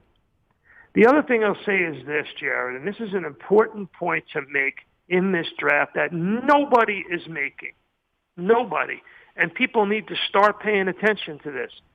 It's going to be a 17-game season. You need bodies, young bodies, that are going to hold up over the long haul. Don't give me guys who are slight of build and can't take the pounding. I want to see more guys like Metcalf rather than Deshaun Jackson. That's what's really going to be the proof at the end of the year is can they hold up. So I wouldn't put a whole lot of stock in taking a young wide receiver if he's too small and can't hold up against the competition for 17 games. Listen, this team is really in a one-horse race against the Colts. No pun intended, for the division title. They're right there. And the Colts are in major, major, major transition with Carson Wentz. Carson Wentz is a load. He's a difficult character. Believe me, I know what he's like here in Philadelphia. Yep.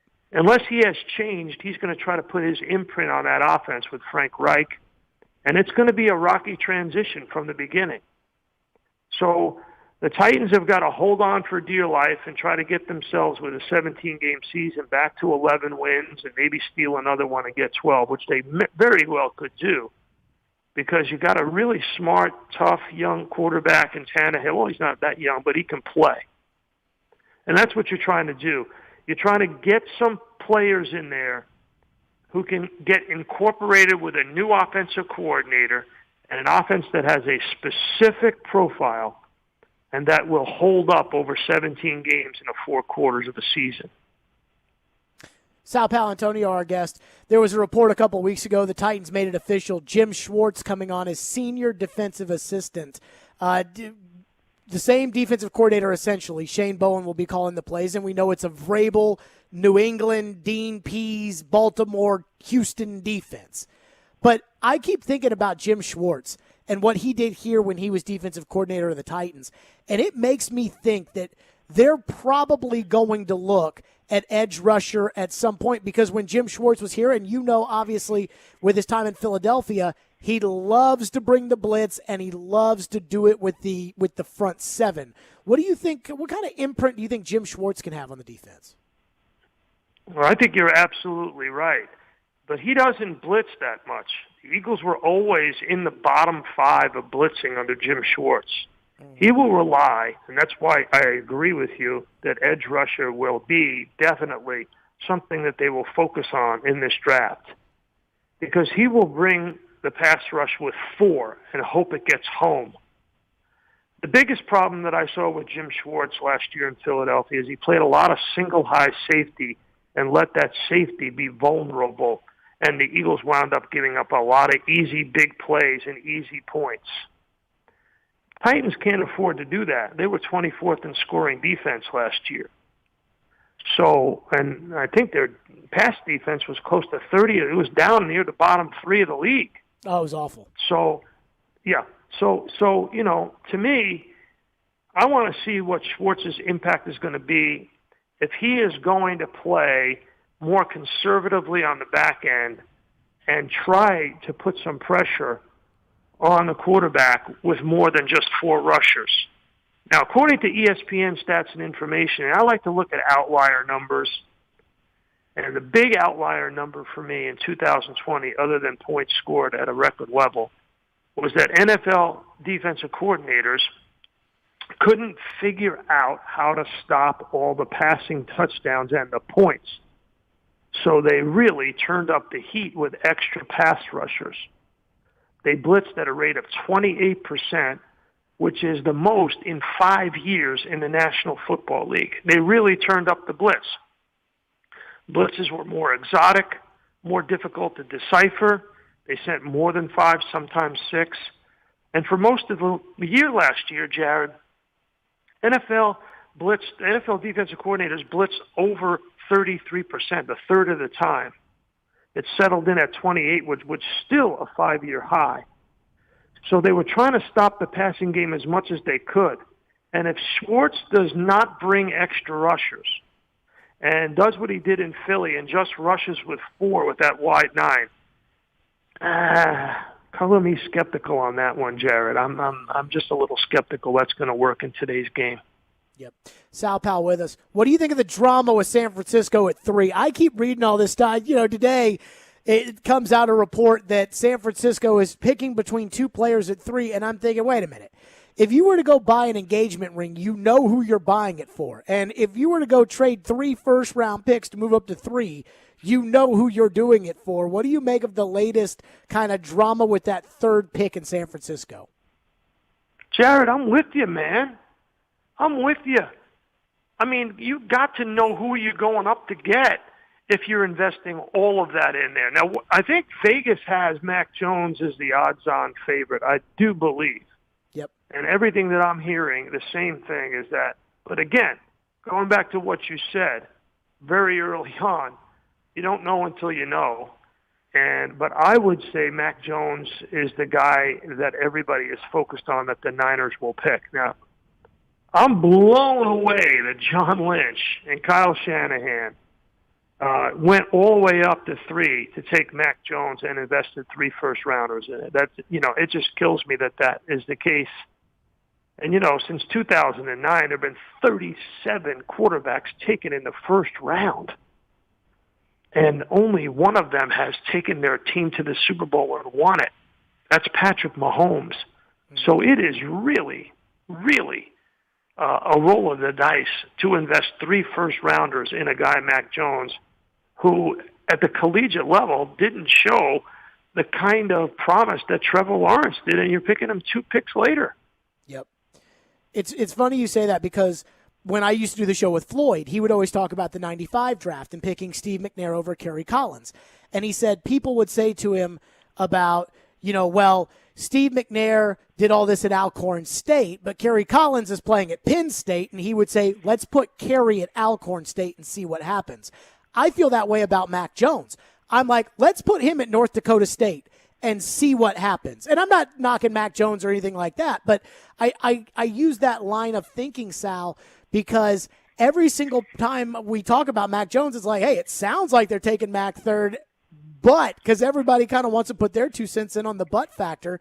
And I think this is a big risk for Shanahan, but hey, if he believes in it, at least he's taking the risk.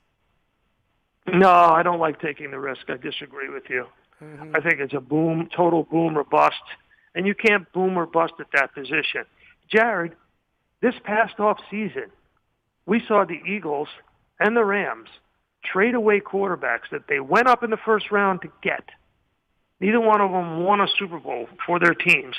And they invested a second contract in both of them, and they wound up trading them away. I mean, do these general managers learn their lesson or not? I think that's a really fair point. You brought up, last thing for you, Sal Paolantonio is our guest. You brought up Carson Wentz. And look, I think everybody knows that if it's the Eagles, Sal knows. So people down here are weary that he'll get back to that 2017 Carson Wentz that he was.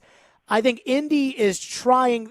I think this is probably the best they could come up with at the quarterback position. But what do you make of that move from Carson Wentz from Philadelphia to Indianapolis, given what all apparently happened in Philadelphia? Well, listen, what happened in Philadelphia is over. I think you have to focus on 2 things, Jared.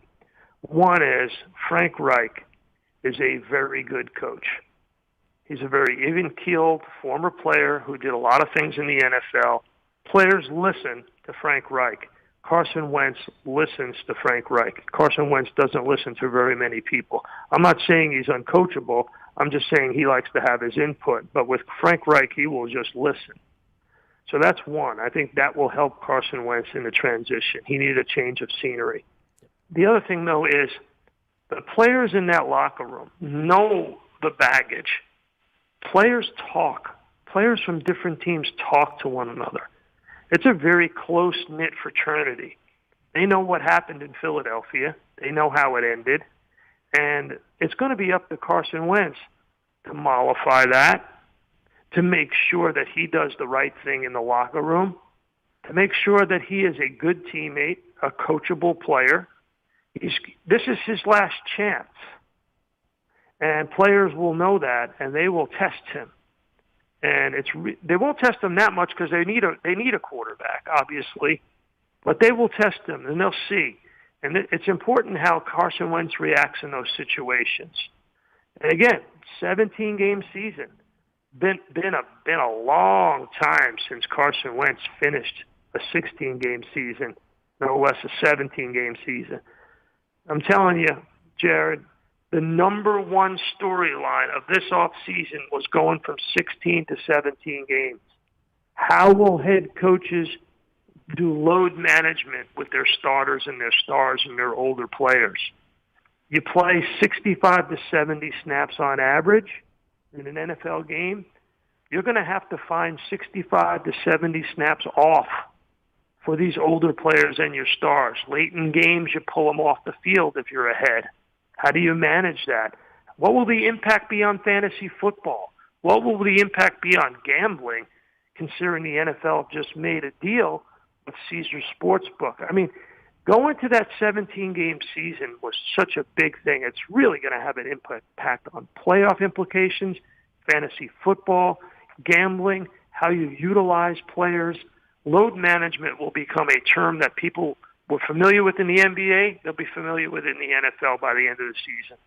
Yeah, especially for a team like the Titans with Derrick Henry. Sal, pal, we could let you go on and on and on all day, but we know how busy you are. Really, really appreciate the time. And Jared, it was my pleasure.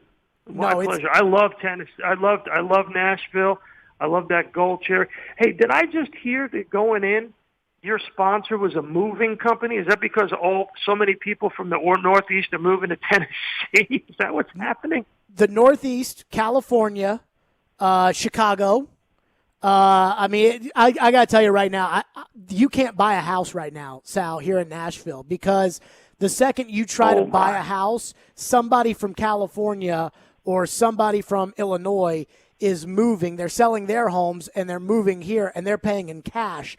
And it is hard to buy a house right now here in Nashville. It's getting a little crazy. You got a moving company sponsoring your show. And I heard that. I'm like, man, oh, man, that's a sign of the times right there, my friend. Exactly. Well, you know what? I'm sure that we still got plenty of room for you anytime you want to come, Sal. Hey, man. Thanks a lot, brother.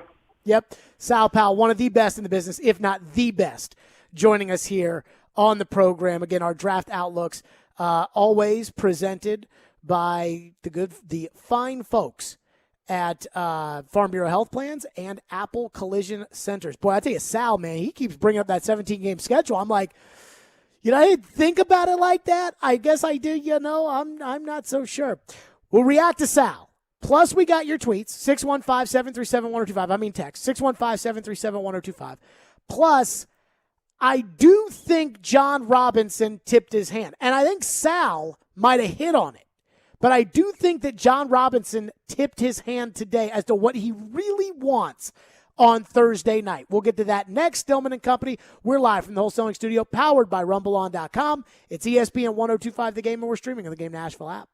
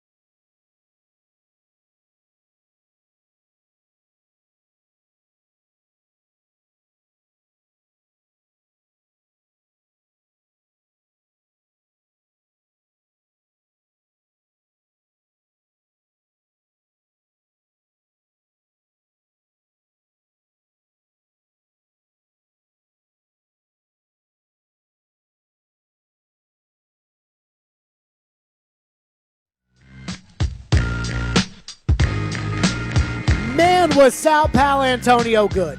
Oh, my goodness. I mean, I feel bad, Caroline, because we don't have a ton of time, the rest of this hour, because Sal Pal took so much of it. That's okay, though. But Sal Pal, oh, my goodness. I had somebody text me as soon as that segment was over. It was like, oh, my God, I could not stop listening to Sal Paolantonio. And again, our draft coverage, we're not going to be beat. We have ESPN. And not only do we have ESPN, but we've also got an unbelievable draft show Thursday night live from Third and Home in Germantown. Friday live from Boom Boss Craft Pizza and Tap House in East Nashville. Mark Howard will be with us Thursday night. TD will be breaking down all the prospects. Chris Sanders will be breaking. I mean, I tell people this about the show, the draft show, because someone asked me today, they're like, how are you going to do this? You're going to start at 2 o'clock, and you're probably going to get off around midnight. And I'm going to say, well, I'm going to do less talking on Thursday and Friday nights with those experts. I'm going to do less talking than I do at home. So we'll do the show, and then I'm just letting Chris break down what it's like for the players and the wide receivers and what they need on offense, and TD to break down the prospects, and Mark Howard to break it down. Just leave it out of it. John Robinson today, I think, the part where you say the quiet part loud, and you can never deal with the person who does that. I think John said the quiet part quiet. John was asked about trading up, trading down, and gave his typical, oh, yeah, we'd always love to trade up. We'd always love to trade up. You know how it's, because in part because it's true, but also in part because it's the generic coach talk. Hey, if the player, someone wants, you work out some deals, whatever.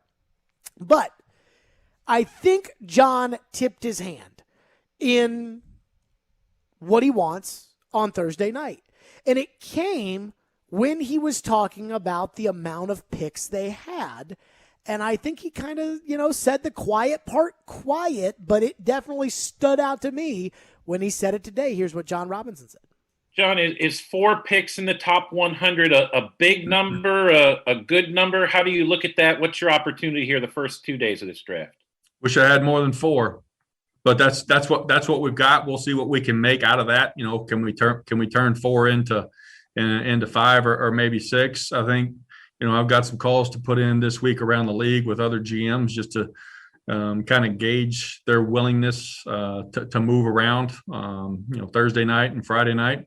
And we'll see how that, those calls go this week. But I think everybody, kind of knows that we're willing to kind of shuffle around. We have, historically been a team that doesn't mind shuffling around pick-wise. Do you think he tipped his hand? Because historically, he hasn't been much of a trader backer. He traded back when he had the number 1 pick. He traded that back in the middle of May. The middle of March or early April. He traded that back. Way before the draft, he traded that back. This right here, he's saying, hey, as soon as asked about, hey, you got 4 picks. Wish we had more than 4. But, we'll see how it has to play out. We'll go from there. That was the key part was, we'll turn that into 6 or 7. Not, we have 4 picks, and I'm willing to sacrifice some of those in order to get something that we want. No. It was, I'll turn that into 6 or 7. It was like the immediacy of it was like he couldn't hold back. It's like, John, you guys have 4 picks in the top 100. Do you think? I wish we had more than 4. But we'll we've always told teams, hey, we're open for business, and we'll try to figure this out. We'll try to. Do you think he tipped his hand? Do you think he's looking at this again? Peter King's mock draft today. I think Peter King is the most tied-in media person when it comes to John Robinson and the Titans. Peter King today in his one and only mock draft. He nailed Isaiah Wilson last year. He's trading back to 27 with Baltimore, and he's taking Elijah Moore. And he picks up a 3rd-round pick, which, again, I'm for. I think this is what I think I've gleaned from Robinson today. If the corner is there that he likes at 22, he's taking the corner. End of story. If Greg Newsom's that guy, or if Caleb Farley's medicals have checked out, and we don't know, but if they have, he's taking the corner at 22. If not, I think he's trading back. And even if he loses Elijah Moore, then he knows he's going to be able to get Kadarius Toney. Even if he loses Kadarius Toney, he knows he's going to be able to get Rashad Bateman. Even if he loses him, then that means one of those pass rushers has fallen. If all 3 wide receivers are off the board, then he's taking him. And I think John looks at this like, okay, it's the constant need versus best player available argument, right? Like, do you take the best player available? Do you draft for need? And every general manager will tell you try to make it match up. But I think he looks at his needs and says, I can create more players. Just like when they released Adoree Jackson and they released Dennis Kelly. Those were two guys we didn't think they were going to release. We thought they'd release Adam Humphries. We thought they'd release Kenny Vaccaro. We thought they'd release Malcolm Butler.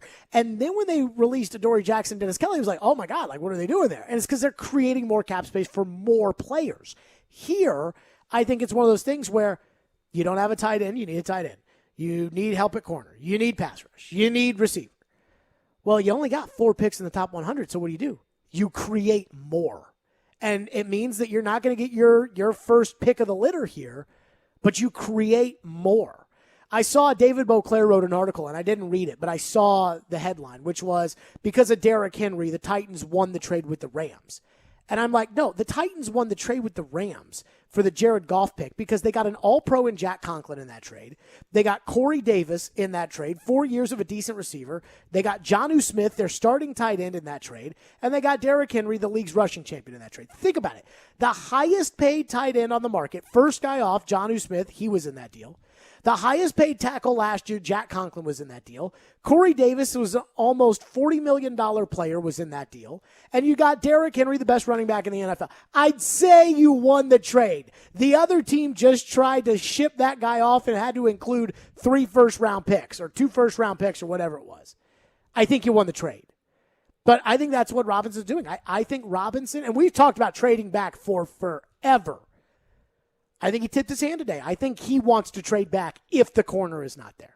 And I think that's the key part is if the corner is not there. So he's not married to this decision. He's not married to trading back and getting Elijah Moore, because if he was, he would have done it by now. Mm-hmm. So I think that he is waiting for draft day to see how the board falls. And Sal brought up a very interesting point that I haven't thought about before, is that 17-game schedule. Boy, Sal Powell was all over the 17 games. Oh, and I didn't even think about it, but he's so right. It's a longer schedule than the NFL has ever had, so it's so important to have bodies so you're not exhausting your players in the regular season.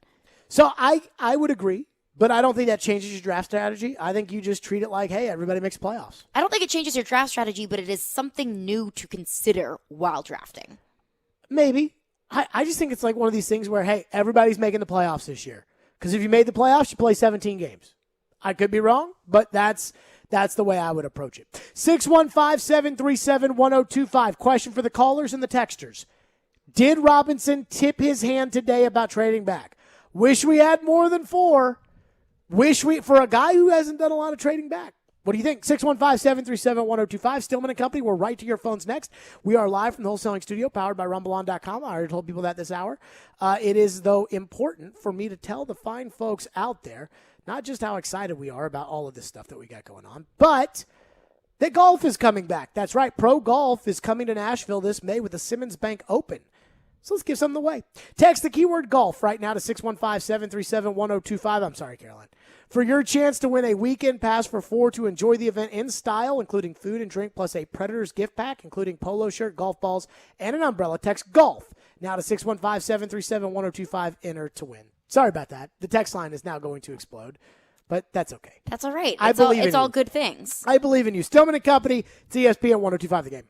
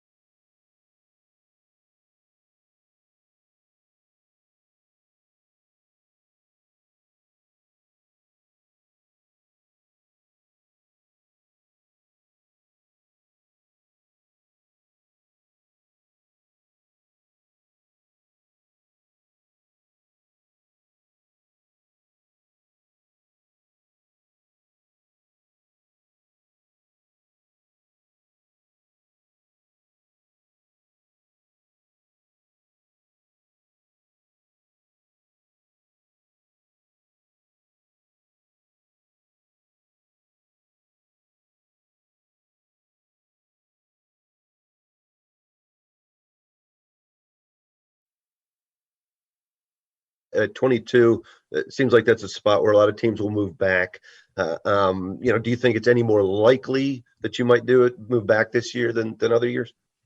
Yeah, I think that's something that we'll certainly talk about if that presents itself and it allows us to, look at the board and there's still players that we think we can get 3, 4, 5, 6 picks back and pick up an extra pick. We'd certainly entertain that.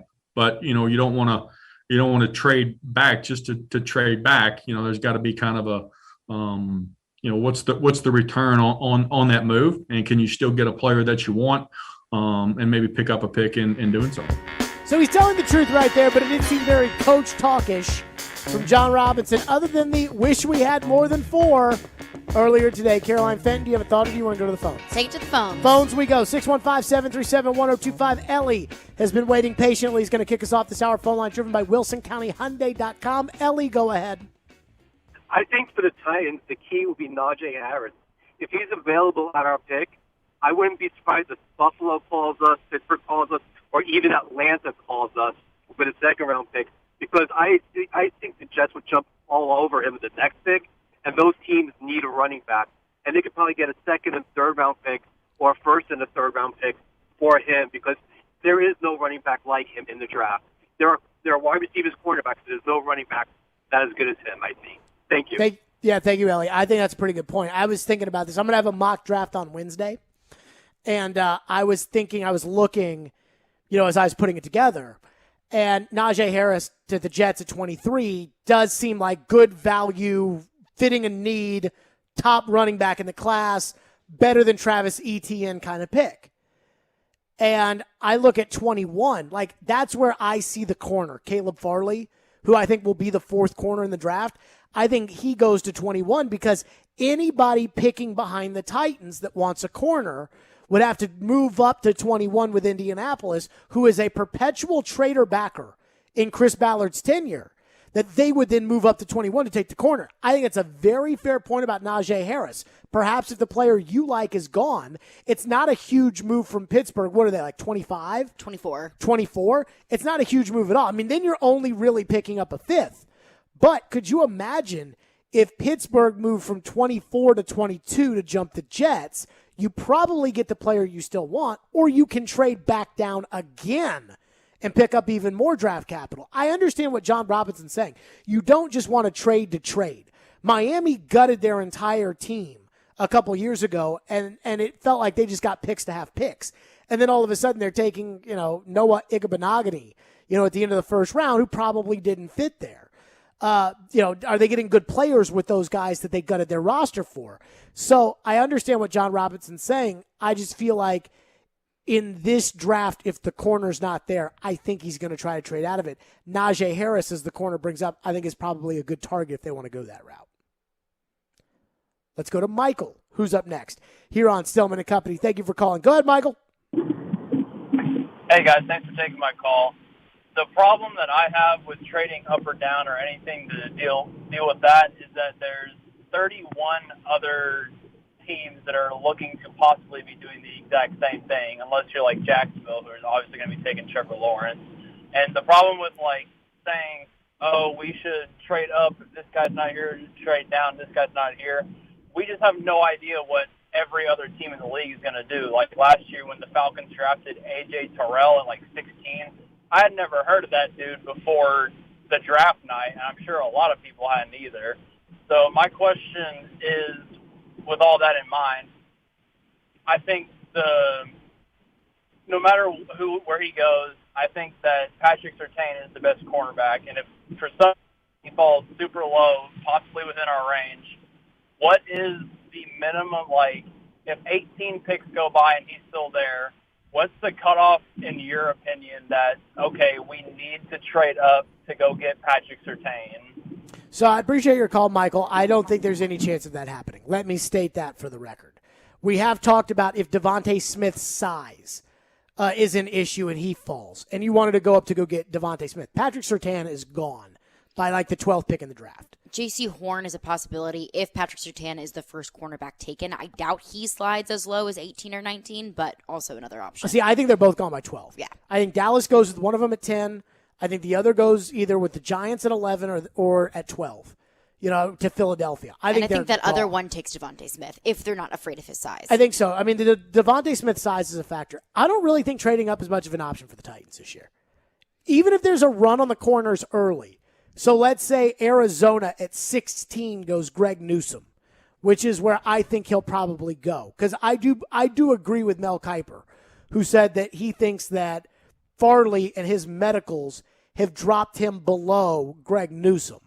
So if Arizona goes Greg Newsome at 16, I mean, now you're talking about the Raiders, who could always use a corner, New England, who maybe they trade Stephon Gilmore, or they don't re-sign J.C. Jackson to a long-term deal, or they turn around and deal J.C. Jackson if they take the corner. And I have New England like if that was a trade. Washington is sitting there. Chicago, I don't know if they need corners or not. I think they got rid of Kyle Fuller, and I think he was their best corner. And then there's Indy, and I think Indy is kind of the beacon of, hey, if you want to get the Titans corner, if there's a corner out there and you want to get it before the Titans do, you have to trade with Indy at 21. So I don't think trading up is a possibility here. I think trading down is a possibility. Trading up, they did it a couple years ago. I didn't love it, but I don't think it's a possibility here. 615-737-1025 is our phone number. We'll get to your text, 615-737-1025. And all of your thoughts. It's Stillman and Company right here. It's ESPN 1025 The Game. It's draft week. And we're streaming on the Game Nashville app. First, though, sorry to say this. Let me remind all of you out there to tune in to Smashville Live. That's right, Smashville Live. Join ESPN 1025 The Game Wednesday, 6 to 7. Smashville Live will feature former Preds player Scott Nickel and current general manager David Poyle. You can also watch the show online via 1025 The Game's Twitch, Twitter, Facebook, YouTube, and theGameNashville.com. Smashville Live, brought to you by New Amsterdam Vodka, Spring Hill Heating and Cooling, and Red Spirits and Wine in Bellevue. Stillman and Company, it's ESPN 1025 The Game. We're streaming on the Game Nashville app.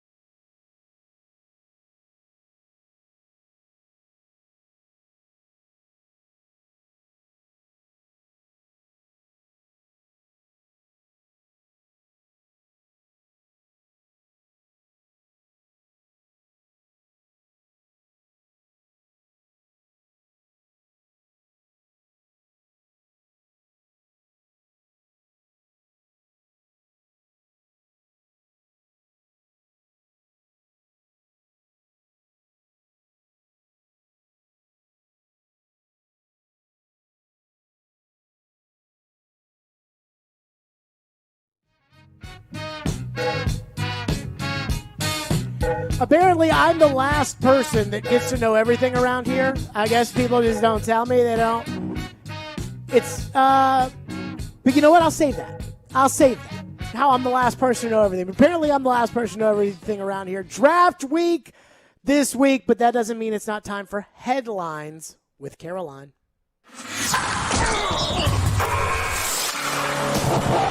We're spanning the sports world. It's Headlines with Caroline on Stillman and Company, right here on Nashville's best sports talk, ESPN 102.5 The Game and the Game Nashville app. I got to go first. So apparently I'm the last person who ever gets to know anything around here. Tomorrow morning, 7 a.m., ESPN 94.9, ESPN Radio, ESPN2. Caroline Fenton will be making her national. Well, wait a minute. Didn't you go on like this weekend on ESPN Radio? I did, but this one's on TV. So this one's on TV. Caroline Fenton will be joining Keyshawn, J. Will, and Zubin tomorrow morning, 7 a.m. to make the Titans selection in the show's NFL mock draft featuring local personalities in each city. So, how about that? Tune in to ESPN tomorrow morning at 7 o'clock. You can hear my Titans mock draft pick. And I do have to tell you, this is not someone who I expected to be available at 22, so should be very, very interesting. So they send you the whole thing before you have to pick? Yes, so it's kind of like the normal draft. So every representative from each team serves as a general manager. So all 21 teams picked before me, and there was one unlikely player available at 22 that I had to snatch up. Okay, if you blow this pick, you will not. If you pick if you have a bad pick, I think you're gonna like 2 o'clock tomorrow. I don't like that was your first assumption was tomorrow, you're gonna blow the pick. Let me tell you a story about my last co-host. I was throwing out the first pitch at the Sounds game one time, which by the way was a strike. I've thrown out 2 first pitches at the Sounds game right down the middle each time, and he told me before I went out to go do it. He said, "If you bounce that ball, you will never hear the end of it." I'm standing up there on the mound at First Tennessee Park, or First Horizon Park now, and there's about like a group of nuns. And I'm not saying that I was aiming for the nuns. There was obviously a net right there, so I knew. But I was like, I'd rather airmail the catcher's head than bounce it into the dirt. I saw those. You'd rather nuns. nail the nuns. They had a net. Than a ground ball. There was a net, and so I chucked it. I mean, I just boom right down the pipe. So I'm just telling you, if you blow this, I mean, you know, you've been here for a month. If this is a bad pick, then you're going to get the business for it. Like John Robinson should get the business for Isaiah Wilson. Sheesh. I mean, 7 a.m. tomorrow, though. I Caroline wasn't Fenton. nervous until now. Like, I almost want to like go back and say, wait, hold on, maybe not. Nervous is only for people who don't put in the work. So if you put in the work, then I think you'll be okay. Nervous is either it means something to you or you're not prepared. This means something to me. I feel like I was prepared. Tomorrow morning, ESPN2, Caroline Fenton, 7 a.m. Okay, now your news update. Tune in. Now my news update. You did mention it is NFL draft week, so a lot of NFL draft news coming at you, but a little bit of NHL news for you. Just announced today that Turner Sports will be splitting the new NHL deal with ESPN, so they'll alternate each year. One gets the Stanley Cup Finals one year, and the other gets it the next. Yeah, I would say this. Money talks, so I'm not going to sit there and tell the NHL, like, man, you guys really did NBC dirty. But I would have liked to see NBC retain half the rights. I mean, now this is just basketball, right? Right, the NBA splits with Turner and ESPN, but... So maybe, and I'm not counting on it, but just maybe somebody can convince Gary Bettman and these owners in Toronto that, hey, maybe we push the hockey season back a little bit. We don't need hockey on October 10th. You know, maybe we push it back a little bit, start the season at the end of November, wrap it up at the end of April, beginning of May, after the NFL draft, while the basketball playoffs are normally going on.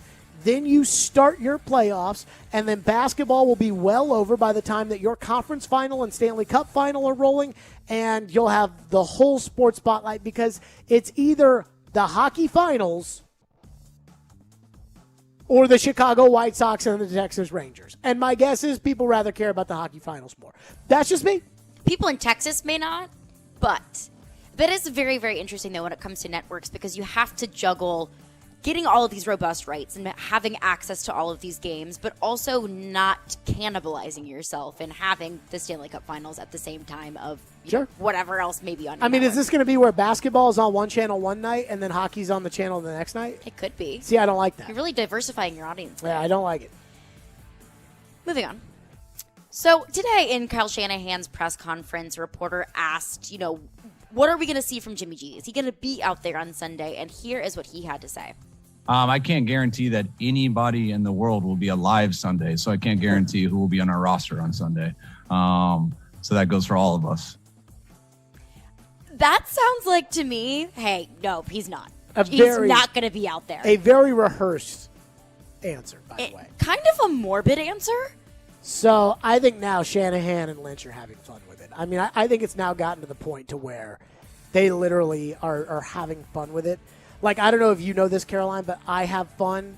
When people get all worked out of shape or whatever about certain things that I say, everything that I say, I truly believe. Like, I don't manufacture takes, but I do have fun getting people all worked up. Like, I know that if I say something about the local Bobos, it'll get the local Bobos all worked up. I already know that. So sometimes you can have a little fun with it. That's what Shanahan and Lynch are doing. They know who they're taking third.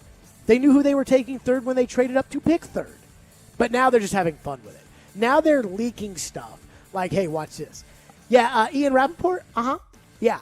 Hey, this is what I think. We can't tell, John wants Trey Lance. I want the other one. I don't know. Ian Rappaport 10 minutes later, I am hearing from the 49ers. I think now they're just having fun with it. Right, because today we found out, according to Ian Rappaport, and a lot of people in national media are saying, oh, wait, no, now the 49ers aren't totally set on who they're going to pick. At first, we were hearing Justin Fields and Mac Jones, and now it's between Mac Jones and Trey Lance. How can you, less than a week before the draft, after you've traded so much draft stock in order to get that third position, you're not sure of who you're going to draft? Yeah, it's a lie. It feels so silly, and it's so fun. Like, all of this conversation surrounding that third pick it's so ridiculous, and I think it's going to be hilarious whenever the 49ers pick Mac Jones, and after all that talk, after all that speculation, they're taking the guy that we thought. Nobody walks into Genesis Diamonds and says, I'd like to buy a $30,000 engagement ring, but I'm not sure if it's for Tiffany or for Lisa. No, you know who you're buying that ring for. What's next? There's a fake Chargers tweet that came out this morning, and it kind of got all of NFL Draft Twitter in a tizzy. And it looked like it came from the Chargers Twitter. It said that they moved up and traded with the Giants for that 11th pick, and the Giants traded down for the 13th and also acquired a 77th pick from the Chargers. And Pro Football Focus tweeted out, said, posted and deleted by the Chargers, and people were saying, oh, is that something that they're planning on doing? And they tweeted it out early, but it actually just came out that somebody photoshopped that tweet. But it got everyone kind of in a tizzy. Sounds like a Barry McCockiner tweet. That every now and then. Or a not Sports Center. Yes, which also sometimes feels like it comes from Barry McCockiner. Right. It feels, look, man, like no one's making that kind of trade today.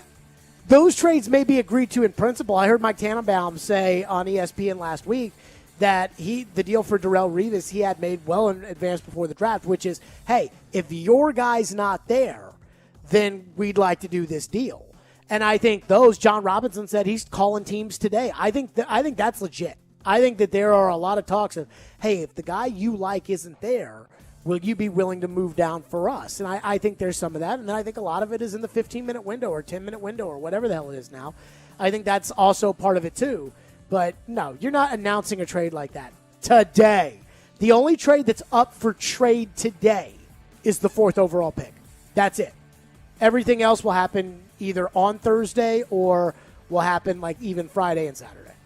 Speaking of the 4th overall pick, the Atlanta Falcons' 4th pick, there has been talk today that they are willing to trade wide receiver Julio Jones. Saw that. So let's just say, okay, they do trade Julio Jones. Do you think that the Falcons would be interested in possibly taking Jamar Chase and then therefore kind of switching around the Bengals and possibly the Dolphins' whole draft plan? Do you think they're interested in wide receiver? Are they sticking with Justin Fields? Are they going with Kyle Pitts? I think that the Falcons have a very, very interesting draft, especially considering they may be possibly trading Julio Jones. I think they're taking Kyle Pitts.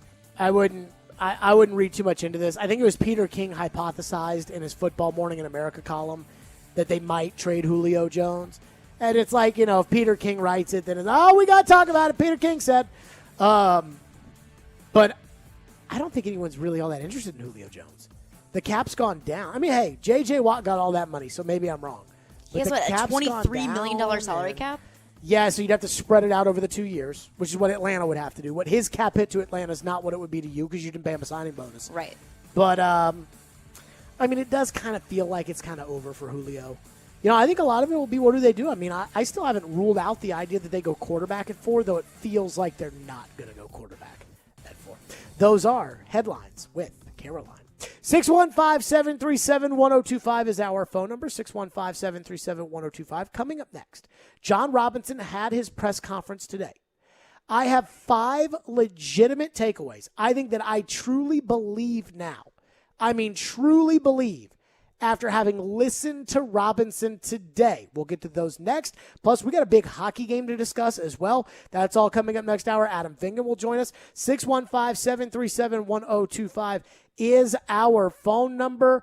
Let me be sure to tell the folks out there, the fine folks out there. I'm supposed to find this right here. It's somewhere in my email. Well, I'll worry about it later. 615-737-1025, Stillman & Company. It's ESPN 1025 The Game, and we're streaming on the Game Nashville app.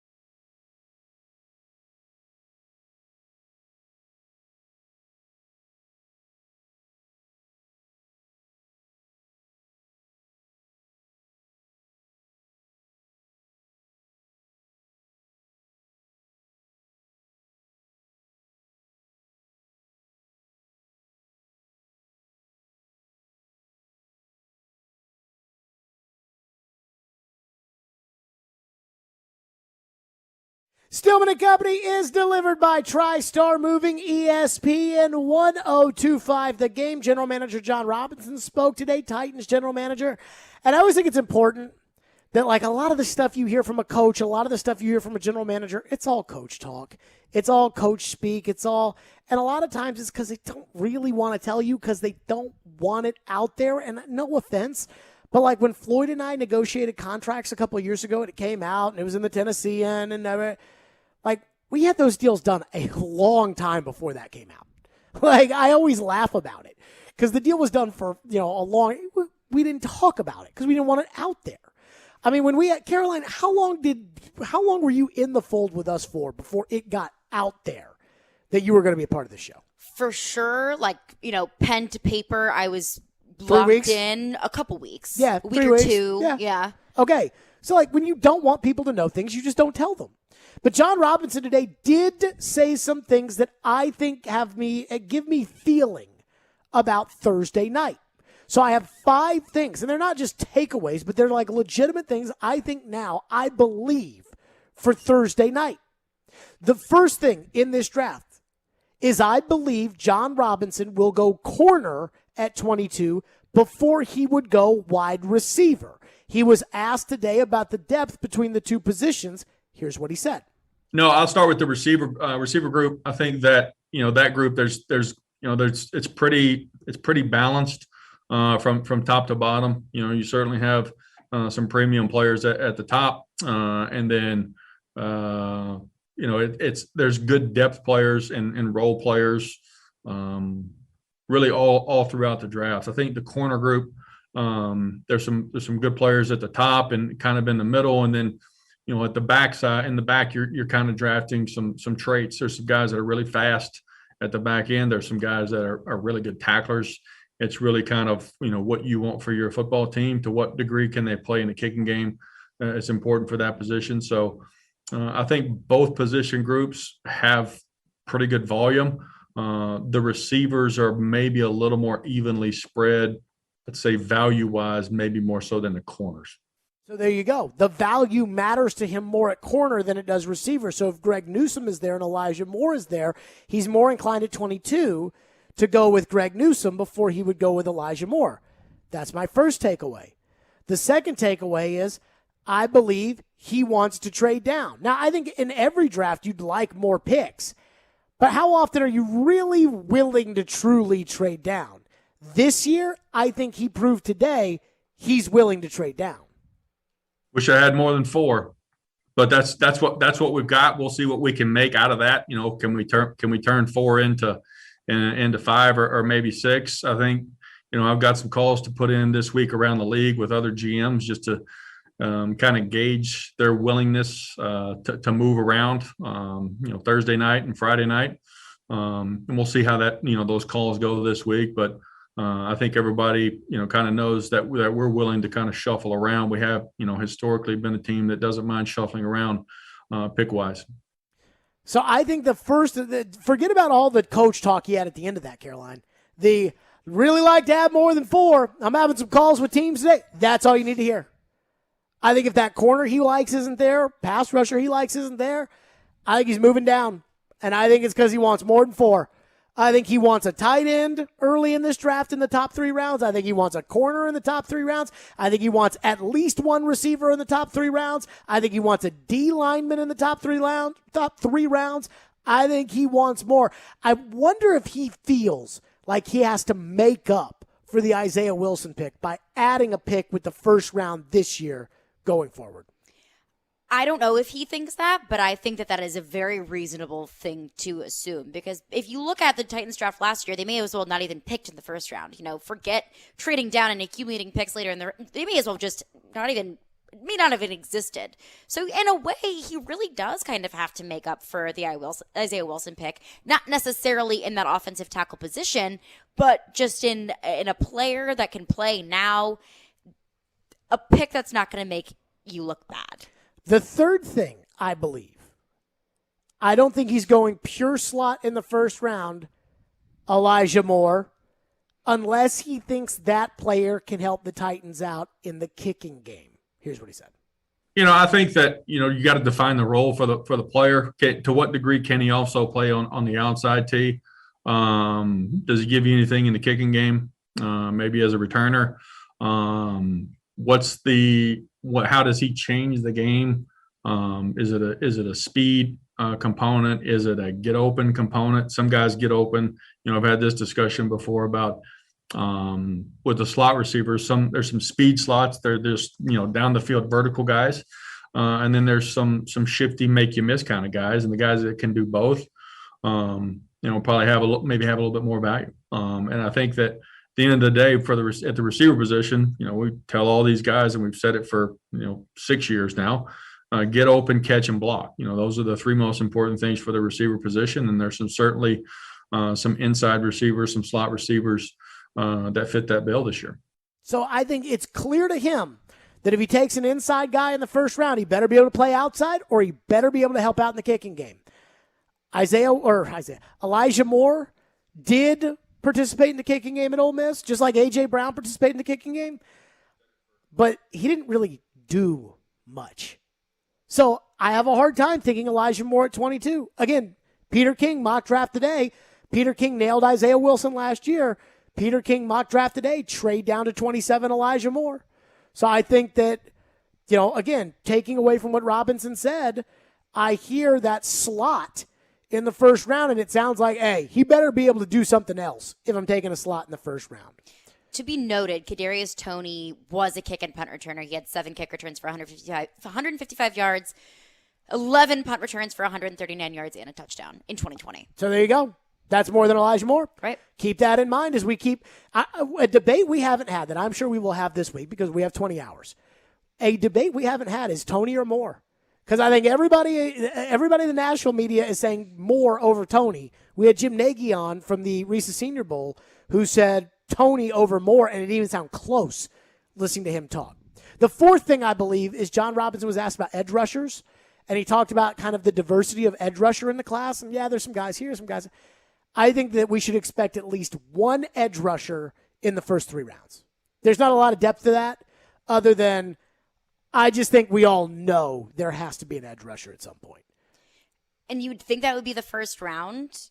John Robinson mentioned, there's more depth at wide receiver, so he'd probably go corner over wide receiver in the first round. But that doesn't necessarily mean that he'd go corner over everything. I think if there's a quality pass rusher available at 22, that's what he would take. You would just have to weigh your options between pass rush and corner. And the final thing I think I learned today, depth on the defensive line. Peter King wrote about it in his Football Morning in America column that most people don't see 2 first-round graded players on the defensive line in this year's draft. We had Jim Nagy on last week. He thought the Titans should take Christian Barmore out of Alabama because he just doesn't think that there's any D-line depth. So here's what John Robinson said when asked about offensive line depth and defensive line depth. I think the offensive line group probably has a little bit more depth, top to bottom, maybe than the D-line group. There's some good players in the defensive line group, but I feel like the volume, the supply of players that's in that offensive line group, maybe a little bit deeper than the defensive line group this year. I think I can wait on offensive line. I think I got to jump if I'm going to go on defensive line. That's my takeaway from John Robinson. So my 5 takeaways, again, from things he said, like legitimate that I think I believe now, if it's 22, it's corner before it's receiver. He wants to trade down if the guy he loves isn't there.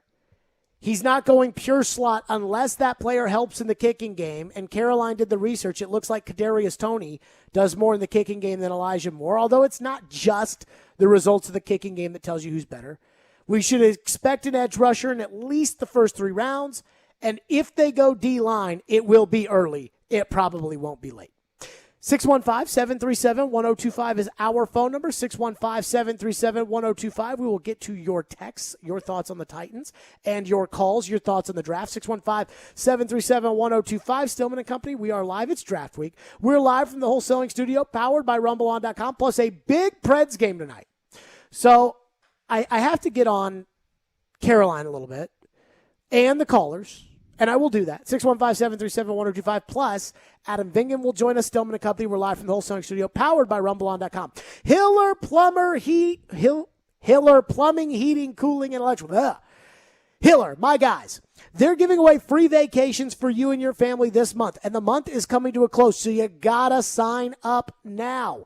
With every purchase of a new whole home generator or select new HVAC systems, Hiller is giving you a free week-long vacation. With every purchase of a new tankless water heater, Hiller is giving you a free weekend-long vacation, and they'll pay for your gas with a $100 gas card. Choose from over 400 Marriott, Wyndham, Hilton, or Hyatt hotel properties. Take advantage of this unbelievable deal while you can, because, again, they're gone at the end of the month. So make sure to schedule today. Visit happyhiller.com for all of the details. As always, happy you will be, or the service is free. And I know this because I am a proud Hiller plumbing, heating, cooling, and electrical customer myself. They do a great job. They will do a great job for you. That's Hiller, proud supporters of the Vols and the Preds. Hiller, call the Happy Face Truck today.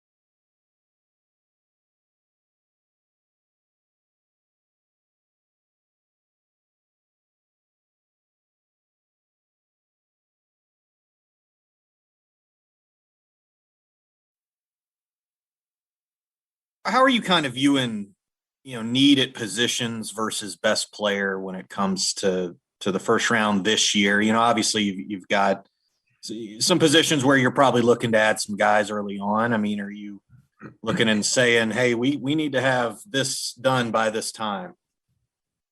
Yeah, I think that if you can get it to match up, Gentry, in a perfect world, that's where need meets the best player on the board. Then that's kind of a perfect world. But you're going to need good football players at some point. and just because, we may not have a glaring need at a position doesn't mean that we wouldn't take a player there. If we think that the impact that he could have on the team at some point this year, you can't predict injuries, knock on wood, we don't have a bunch this year, but you just don't know. So having good players that can go in the game and play at a winning level at any position, it's important. There you go, John Robinson. Do you think John Robinson thinks in his head that he screwed up the draft last year? Or do you think he thinks, hey, you guys just wait. Christian Fulton, Darrington Evans, Laurel Murchison are all going to be players. Chris Jackson's going to fill that Amani Hooker role. Hey, this 2020 draft is going to look a lot better than it looks today. I think he feels that about the first round, which is tough because I fully believe that the Titans did their homework about Isaiah Wilson, and it just didn't work out. You can't find every single red flag that a player may have based off of their college experience. I feel like he may feel like that a little bit in the first round, but if he doesn't believe in his later picks, then who else is? So I don't think he feels like he blew it with the rest of the draft last year. Okay, to the phone, 615-737-1025, phone line driven by WilsonCountyHyundai.com. Caroline Fenton is on the text line. What do we have? One texter texted in and said, we got to get Elijah Moore if he's there. Elijah was such a bigger part of the Mississippi offense that they didn't need to overuse him in special teams. I feel like if Kiffin wanted to use him in special teams, he could have. So I'm not going to lie to you. I didn't watch a ton of Ole Miss football this year. But I almost feel like the excitement about Elijah Moore has a lot to do with the pumping up of Elijah Moore. That is that on January 13th or whatever day was the day after the Titans lost to the Ravens, that same person that's pumped up, we got to have Elijah Moore in the first round, was not saying that then. Now, for example, Christian Barmore, I wasn't saying that then about him. That he'd come in and he'd put him in a rotation with Danico Autry and Jeffrey Simmons and let him rock and roll, and he's going to go out there and have all these sacks. And I wasn't really saying that. So I can't, put my foot down now for Greg Newsome. And I have no idea if Caleb Farley's even healthy. So I'm not telling you can't have guys you like. I just feel like the hype about Elijah Moore has really set in as of late. I mean, I go back again. Jim Nagy, Ian, if you could. Jim Nagy on our show the other day, I asked him about corner and receiver. And he basically said, everyone's talking about Elijah Moore. He said, look, Kadarius Toney is his guy. Here's what he said. If that was my choice, I would go corner because I really believe in the depth of this receiver class. Unless a guy like Kadarius Toney was there, I think Kadarius is a better prospect than Elijah Moore. No knock on Elijah Moore. I think he's a good player. I just think Kadarius Toney's different. So, but if you're asking me either or, I'd probably go corner and then wide receiver later. So I don't see the Toney love like I see the Moore love, but I see Jim Nagy's got a lot of Toney love. What else is in there? Ricky texted into the text line and says, you have to draft a pass rusher or offensive tackle in the first round. You can't play Landry like they did last year, especially in a 17-game season. So I don't think they're going offensive tackle in the first round. I'm just telling you right now. I mean, maybe if Rashawn Slater drops to them and then maybe they take it. But I don't, one, that's not going to happen. And two, I don't see it. I got the vibe from Robinson today that he thinks that he can wait on pass rusher. And I wonder if he looks at Ojulari and Phillips and says, those guys will be gone. And so if I trade back, I can still get Gregory Rousseau. If I trade back, I can still get somebody else. Maybe they like Kwity Paye. I don't know. Most people I talk to, they don't like Kwity Paye. I'm just telling you. They don't love him. I don't know enough about the second and third round pass rushers. I know some more about the fifth and seventh round guys, but the third round pass rusher, I don't know. Are those impact guys? Are those rotational guys? Are those guys that can come in? I don't know. But if one of those pass rushers was available in the first round at 22 and a corner wasn't, and they went with the wide receiver over one of those two pass rushers, Ojulari out of Georgia or Jalen Phillips out of Miami, I would be disappointed. And on that same kind of pass rusher note, Ricky asked, what if Parsons and Owusu Karamoa, so Micah Parsons and Jeremiah Owusu Karamoa, pass rushers dropped to the Titans at 22? So those guys are inside linebackers, but I would argue that, again, I don't know what John Robinson's board says. I always go back to Derek Morgan. Derek Morgan, a defensive end, later an outside linebacker, had an okay career. He was never a good player, but he wasn't a bad player. He was on the Titans for, a solid 7-8 years. Multiple coaching changes and was kind of always on the team. And Derek Morgan was rated as the highest pass rusher of that 2010 class. And I believe he was the third pass rusher off the board. I forget who went first, but JPP was the pick right before him. And I remember when they made that pick, and I had seen all the Mel Kipers and everybody else that had championed the idea of Derek Morgan, as the top pass rusher. I was like, oh, they got the top pass rusher, yes. And I think obviously it now makes sense that he was never as good as JPP. He just simply wasn't as good. I mean, JPP with the Giants was a dog. Then he blew his hand off, and he apparently had a career renaissance in Tampa Bay, and he's still a dog. Derek Morgan was never that. So I guess that's how I look at these linebackers, right? Like if Owosu Koromoa and Micah Parsons are really that good, and they're all being mocked to go ahead of the Titans, then if they're there at 22, it's for a reason. But on the other hand, I would argue that the 22nd pick, hey, Rashawn Evans is not going to have that fifth-year option picked up. So he'll be a free agent at the end of the year. Jayon Brown is a free agent at the end of the year. So if you think you're getting value there, I guess I wouldn't be against it. But if Micah Parsons falls from the projected top 10 to 22, there's a reason why. Elliot texted in and said, so what happens hypothetically if Elijah Moore isn't there at 22? Then where would you want the team to go? Stick with wide receiver, defensive line?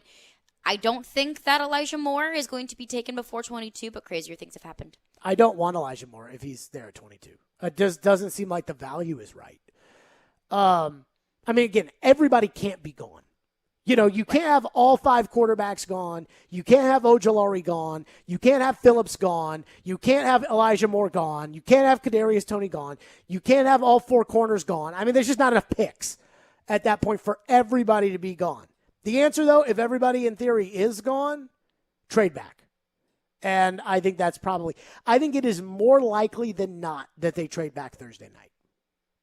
I agree. I mean, you can't take the whatever Elijah Moore is ranked below 22 in terms of talent in the draft. You can't take a 30th best player at 22 and not get something in return for it as well. I have a Preds question for you. Adam Vingan will join us in just a second. But here's the remaining Dallas Stars schedule. 2 with Carolina, a back-to-back starting tonight, 6:30. Then they got Tampa Bay. Then they come here. Then they go to Florida. Then they have 2 at Tampa Bay. So of those, what are we looking at here? 9 games. Of those, 8 games in the next 2 weeks, all against good teams before they wrap up the season against the Blackhawks. Of those 8 games, all against good teams, how many do you expect the Dallas Stars to win? I don't expect them to beat Carolina in either game. I do expect them to beat the Blackhawks. I would say those are their 2 lock games. Those 2. But forget about the Blackhawks right now because I'm just talking about these 2 weeks. Okay. I would say Carolina, Tampa, Preds, Florida, Tampa. The only game the most likely game for them to win is against the Predators. I don't think that they would beat the Predators at home, especially if the Predators are going to come off of a 2-game loss against Florida. I would say they could steal a game against Tampa Bay, 1 out of the 3 of them. Over under how many? 2.5? Under 2.5. Okay, under 2.5. So what's that mean for the Predators? So what's that mean? Does that just mean win Saturday night and it's over? It puts them in a really good position, I think. But, the Stars could surprise us. The Stars could beat Carolina in these 2 games. I don't think that's very likely. But I think it puts the Predators in a really good position looking at the Stars' upcoming schedule. Back-to-back with Florida tonight. Adam Vingan joins us next. Stillman and Company. It's ESPN 102.5 The Game.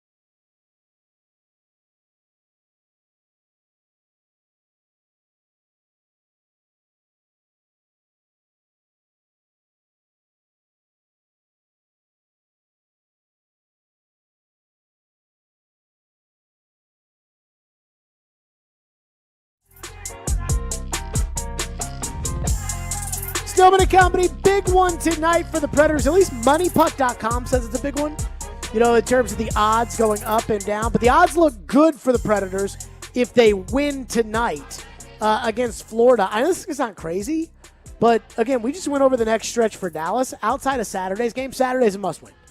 Outside of Saturday's game, I don't really see a lot of opportunities for Dallas to win a lot of games down the stretch. I kind of said it on Friday. Now, things can change, but I kind of said it on Friday. I think the Predators are going to win that fourth spot and get into the playoffs. I'm not sure how much it matters, but I think they're going to get in. It wouldn't shock me if they do. In fact, it kind of would shock me if they didn't after the way that the Red Wings 4 games played out with Dallas and the way that you played, as far as 5 out of 6 points with the Blackhawks. Adam Vingan joins us now from The Athletic. So, Adam, let's start there. I mean, I really feel like last week it wasn't the best that could have happened to the Predators, but it wasn't far from it. How big was last week for the Predators in terms of making the playoffs? Well, first off, for someone who hates analytics, you like Money Puck an awful lot lately. Those aren't analytics. That's just like percentages. It's very much analytics. Check out the rest of their website. It's No. analytics. No. Austin Riley, who sucks on the Braves, is right now second in wins above replacement behind Ronald Acuna. That tells me that stat doesn't matter. Whether or not what the percent chances you have of making the playoffs by winning games in the games you have left, that's not like an analytic. That's not spin rate in baseball or Corsi or some of these things that just drive me bananas. Well, we're just splitting hairs at this point, but to answer your question, as I said last week, I think the Predators had to take at least 5 points out of 6 to maintain their edge in the Central Division playoff race. They did. They would have gotten 6 if not for you, but 5 out of 6 is pretty good, so I'll give them that. And the Predators did get some help from the Red Wings, who took one of those games in regulation against the Stars. They also took an overtime game as well. The Stars had to go to overtime to beat the Red Wings the other day, and those regulation wins matter in terms of the tiebreaker. I believe that is the second tiebreaker after points percentage if the Stars were unable to play all 56 games, which I don't think is going to be an issue. But these next 2 games, these next 2 days for both teams are very important. We know who the Predators play. The Stars play 2 against Carolina. I think if the Predators can find a way to get 3 out of 4 points out of these 2 games, I think that would be very helpful. I think 2 should be fine as well, but they need to win at least one of these 2 games to keep where they are in the race. So I almost disagree with you. I think they just need to take 1. Just steal a game. That's it. Just steal one of these 2. I know that sounds crazy. I don't see a lot of wins on Dallas' schedule. I don't. And that's why I look at tonight. I'm like, hey, you get tonight. Saros plays tonight. You steal tonight, or you steal. You win tonight. Then play Pekka tomorrow. Whatever happens. I know they're going to have to beat at least one good team down the stretch, and they can't lose to Columbus. But I don't want to say house money, but I feel like the pressure is off, if that makes any sense, Adam. Maybe. The Panthers will certainly be motivated. They can clinch a playoff spot if they win tonight. So they are incentivized to come out with their best effort. So if they are able to win tonight's game, they're in. There is a scenario. I don't have all of the particulars in front of me as I am driving, but there is a scenario in which the Hurricanes, Lightning, and Panthers can all clinch playoff spots tonight, leaving that 4th spot up. Like I said, I think one win out of the 2 games would probably be enough. But Dallas, despite their condensed schedule, despite a harder schedule, they are a good team, and I would not put it past them to beat Carolina or in one of these games for Tampa. So I don't think you can rest on any laurels, so to speak, if you're the Predator. So all points matter. I know that's simple, but it's true at this time of the year. Adam Vingan is our guest from The Athletic. Right now, do you feel like the Predators are playing, quote-unquote, good hockey? I think so. I mean, even in the game that they lost to Chicago, they were dominating that game. Here come the analytics. They were playing incredibly well through 2 periods. One thing that I look at when looking at how a team is playing, I look at the number of shots they get from the slot, because that is an important statistic because most goals come from that area. Through 2 periods against the Blackhawks on Wednesday, they were out shooting them from the slot 17-7, and that's what John Hines wants them to do. He wants them to get into that middle ice, as he says, and shoot and score. And I think we've been seeing that a lot more from the Predators lately. I think Luke Cunnin has done an incredible job of that. I don't have, a photographic memory of all of his goals since he returned from injury, but I would say all of them have come from the slot or inner slot. You saw Ryan Johansson's goal the other night right in front of the net. So I think they're doing a lot of good. Of course, they're continuing to get really good goaltending. So although they had a 6-7 minute stretch against Chicago, which basically doomed them on Wednesday, I think that was a hiccup compared to the good they have been doing overall. So I do think they are playing their best hockey of the season over the past couple of weeks. Adam Vingan's with us. By the way, I don't think it's analytics to say, hey, get in front of the net and shoot it. Although apparently, nowadays, I guess it's, who knows. Sports. Everything is analytics nowadays, Jared. I mean, you're sitting there talking about Ryan Johansson's goal, and I'm like, he got his butt in the front of the net, and he kept swiping at it, and it went in, and I like that. You know what? That's my coaching. Get your butt in the front of the net and swipe at it a bunch and put it in there. And I know that the gurus and the hockey shows, the anti-Jared Stillman hockey shows that they've been launching, I'm sure that they'll rip that apart. But it drives me insane. I mean, I would argue this with the Predators. I think one of the biggest question marks down the stretch for this team is what are they going to do on the power play? Because when they turned this thing around, it was because Eeli Tolvanen was absolutely just changing the power play. I mean, they went from a team that spent 3 years not being able to score a power play goal to every night it was 1 or 2 almost coming from him. Now, since he's come back, I mean, they still kind of struggle a little bit on the power play. Adam, how worried should I be? Well, they're missing another key component of that power play, and that's Philip Forsberg. I do not believe that they have scored a power play goal. They definitely did not score a power play goal while Eeli Tolvanen was out at the same time as Philip Forsberg. And correct me if I'm wrong, they have not scored a power play goal in the game or two that Tolvanen has returned. Correct. The one thing that was really working for that power play during that period of time that you're referencing is they had a dual threat in each circle. They had Tolvanen in the left circle and Forsberg in the right circle. And now that Tolvanen's back, it's almost like it reminds me of the Predators' power plays of old when Shea Weber was on the power play.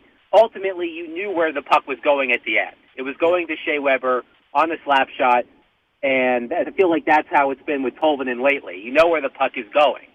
And, Tolvanen has such an incredible shot that, like an Alex Ovechkin, like a Steven Stamkos, like a Shea Weber, even if teams are planning for it, it still gets past the goaltender. But it helped to have Forsberg on the other side because teams could not cheat one way or the other. So, I'm not sure if or when Philip Forsberg will be ready to come back. But they're going to have to find a way to score the power play with Tolvanen and without Forsberg. Last thing for you, Adam Vingan from The Athletic is our guest. Tonight's game or these 2 games with Tampa, how much of this is a measuring stick for you? And not that they would play Florida. Not that they would play Florida in the first round of the playoffs, but perhaps could play Florida at some point. How big is this a measuring stick to say, okay, are the Predators really in the same class with these other 3 teams? Yeah, I mean, every game against those teams this season has been like that, and the record speaks for itself. In the second half of the season, they've had slightly better luck against those teams than they did in the first half of the season when they were one of the worst teams in the league. So you kind of have to split the difference. But their record, like I said, I don't have the updated number in front of me. I think it was 4-15-1 last time I checked against those teams. So, yes, every game against Florida, every game against Tampa, every game against Carolina. Well, there are no more teams against Tampa. But every game against the other 2 teams is a measuring stick. So, yes, the Panthers are still a very good team. As I said, they have the opportunity tonight to clinch a playoff spot with a win. So if you're looking for a measuring stick game, you got one. There you go. Adam Vingan from The Athletic. Adam, how'd you like my tweet the other night, my reference to The Rock? I know you're a wrestling guy. I thought it was fine. I just like sicking my minions upon you. That just makes You know what's funny? And maybe this is because I'm a first guesser and you're a second guesser, as has been well documented, but you are very skeptical of the team, just like I'm very skeptical of the team. And yet people hate me for being skeptical, and they don't hate you, and I don't understand. I just feel like it's unfair. I know, you said that the other day, and then you did what you did on Wednesday, and then I feel like you answered your own question. Again, I'm a first guesser. You wait till the coach has lost 10 in a row, and then you ask him, hey, coach, you worried about your job? Well, duh, he's worried about his job. He's lost 10 in a row. Not always. Not always. I'm just saying. Adam Vingan from The Athletic. Adam, we'll see you. All right, guys, thanks. Yep, Adam Vingan from The Athletic. I'm just saying, he's skeptical of the team, too. I'm just a first guesser. I prefer people that guess first. Speaking of first guessing, somebody around here first guessed on the Buffalo Sabres Friday night. And it's time to celebrate that because it's time for Caroline's. Get in on the action. Put the money on the mahogany. What's on tap on the sports books? It's time to break it all down with Caroline's. Here on Stillman and Company. On ESPN. 102.5 The Game and the Game Nashville app. I have no ability to fire anybody. I just like to state that for the record. I've never had the ability to fire anybody in my life. But if I did, I'd consider firing both of you all for not texting back when the Buffalo Sabres, who I bet on Friday night on this show, when the Buffalo Sabres laid the smackdown on the jabroni Boston Bruins. And I got laughed at, and nobody texted back when I texted into the group text. And so, again, if I had power to fire people, maybe I'd consider it after Friday night. Well, I just think that it's so convenient that you just happen to bring up the one pick that I got wrong. Yeah, the Sabres smacked the Bruins, but we're not going to talk about how the Blues beat the Avalanche. The Avalanche are the better team. I'm going to pick them. Nope. Blues smacked them. I didn't pay attention to that game. That game didn't count. Convenient. Yes, this that's one. awfully convenient that the one that I won, he just happened to not pay attention to. Just happened to. What do we have tonight? So, doing a few NFL draft prop bets today. Ooh. They're very interesting. So, over, under, or yes or no, or whatever it may be, Patrick Surtain plus 100 to be the first defensive player off the board. I take it. I'm against it. You would take J.C. Horn? I think Horn goes before Surtain. I think Parsons might go before both. So, because I get every defensive player in the draft outside of Surtain, I am going to take the field. Odds are definitely in the field's favor, Sure. but I don't know. Plus 100 just really isn't great odds anyways, No, so, go with the safe pick. But I would say Patrick Surtain would be the first defensive player off the board. Also, over, under, 1.5 running backs taken in the first round. Taking the over. I think you at least see Najee Harris off the board in the first round. So, I think Najee Harris probably goes in the first round. I think Travis Etienne probably goes in the first round at the end. Buffalo, perhaps, maybe. I think the one thing I would say about running backs, remember last year, Clyde Edwards-Helaire? I mean, I thought he was a third-round guy. Last pick of the first round. I mean, so won a Super Bowl. Be careful. He lost the Super Bowl. Be careful with that last pick and that, because people want to get that extra year of control. No, the Chiefs lost the Super Bowl. They won that year. They won after he got picked. They won the Super Bowl, and then they lost the Super Bowl. No. He got picked last year. They lost the Super Bowl. He won the national title in college, got picked, and they lost to Tampa Bay last year. Am I just messing up my timeline? This will happen to you on the air. Don't worry about it. Just Okay. know that I'm right in this case. All right. I'll give it Not to you in this every time. case. I'll give it I'm to telling you in this case. time. Not in every case, this one. Defensive players over under 13.5. Made a list. God,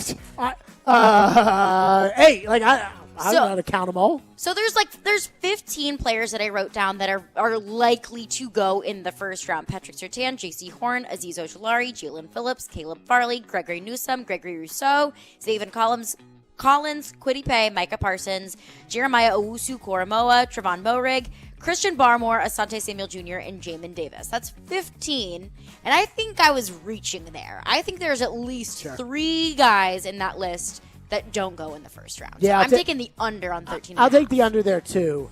But boy, we're getting awfully close to being Sesame Street right now. I mean, like it's like 13, but 1 defensive player, 2 defensive players. Like I'm like, okay, wait a minute, it's a little too much for me at 5 o'clock. Come on now.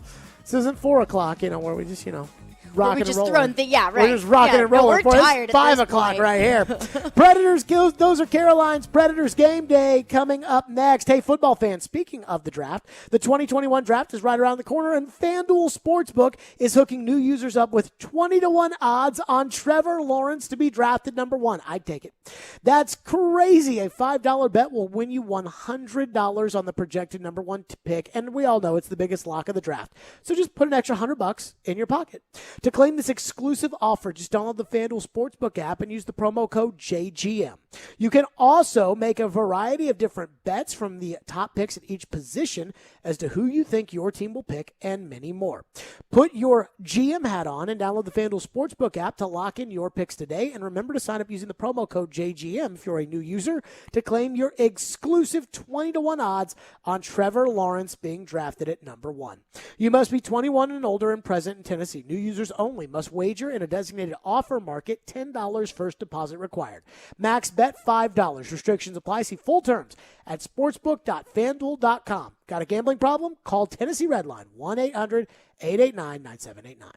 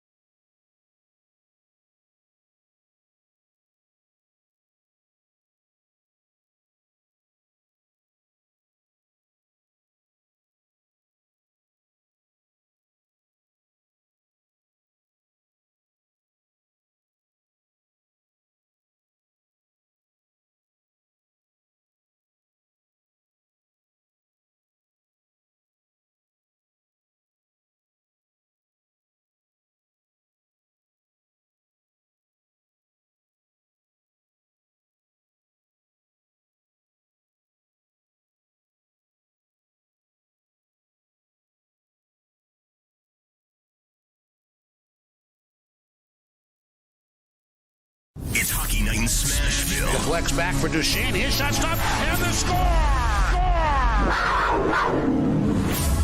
What are the keys to victory tonight?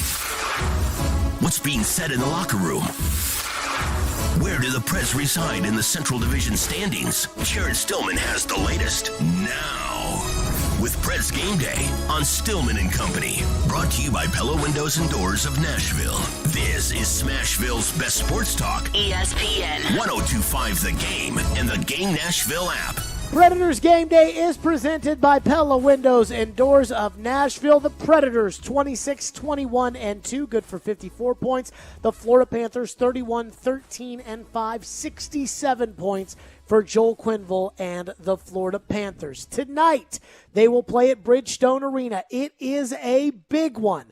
According to the non-analytics of MoneyPuck.com, these are just stats. They're just numbers. They're not analytics. Yeah, no, they're just not. They're not, it's like how many home runs. Well, I mean, is a home. How many goals has he scored? That's not analytics. That's how many goals he scored, right?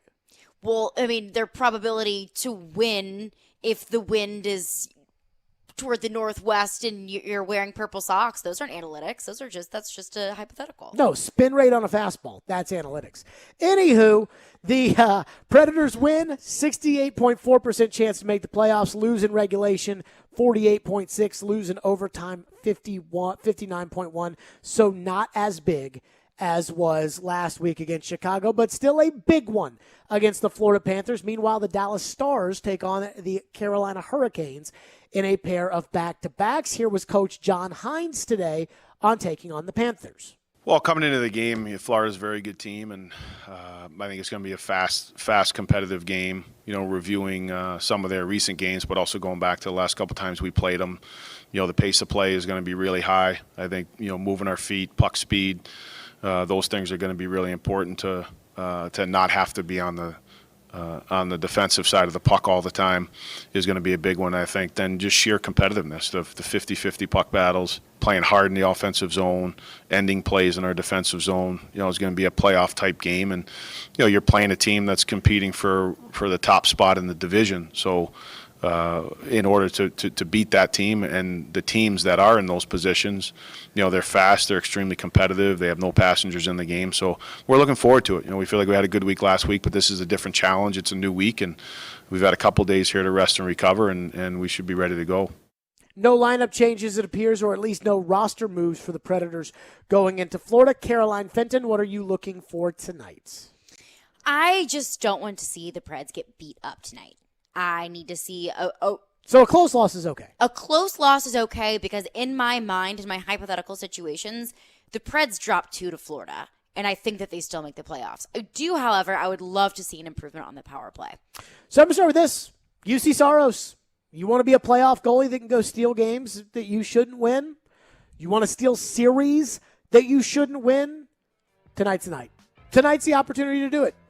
That's what I'm looking forward to. Let's see if UC Saros can steal one against, let's be honest, Florida's a better team. Let's see if they can do it. That's going to do it for us. We are out of here. Preds pregame, Darren McFarland will take the reins coming up next. And then it's Puck Drop, 7 o'clock live from Bridgestone Arena with the voice of the Nashville Predators, Pete Weber. We will see you all tomorrow at 2.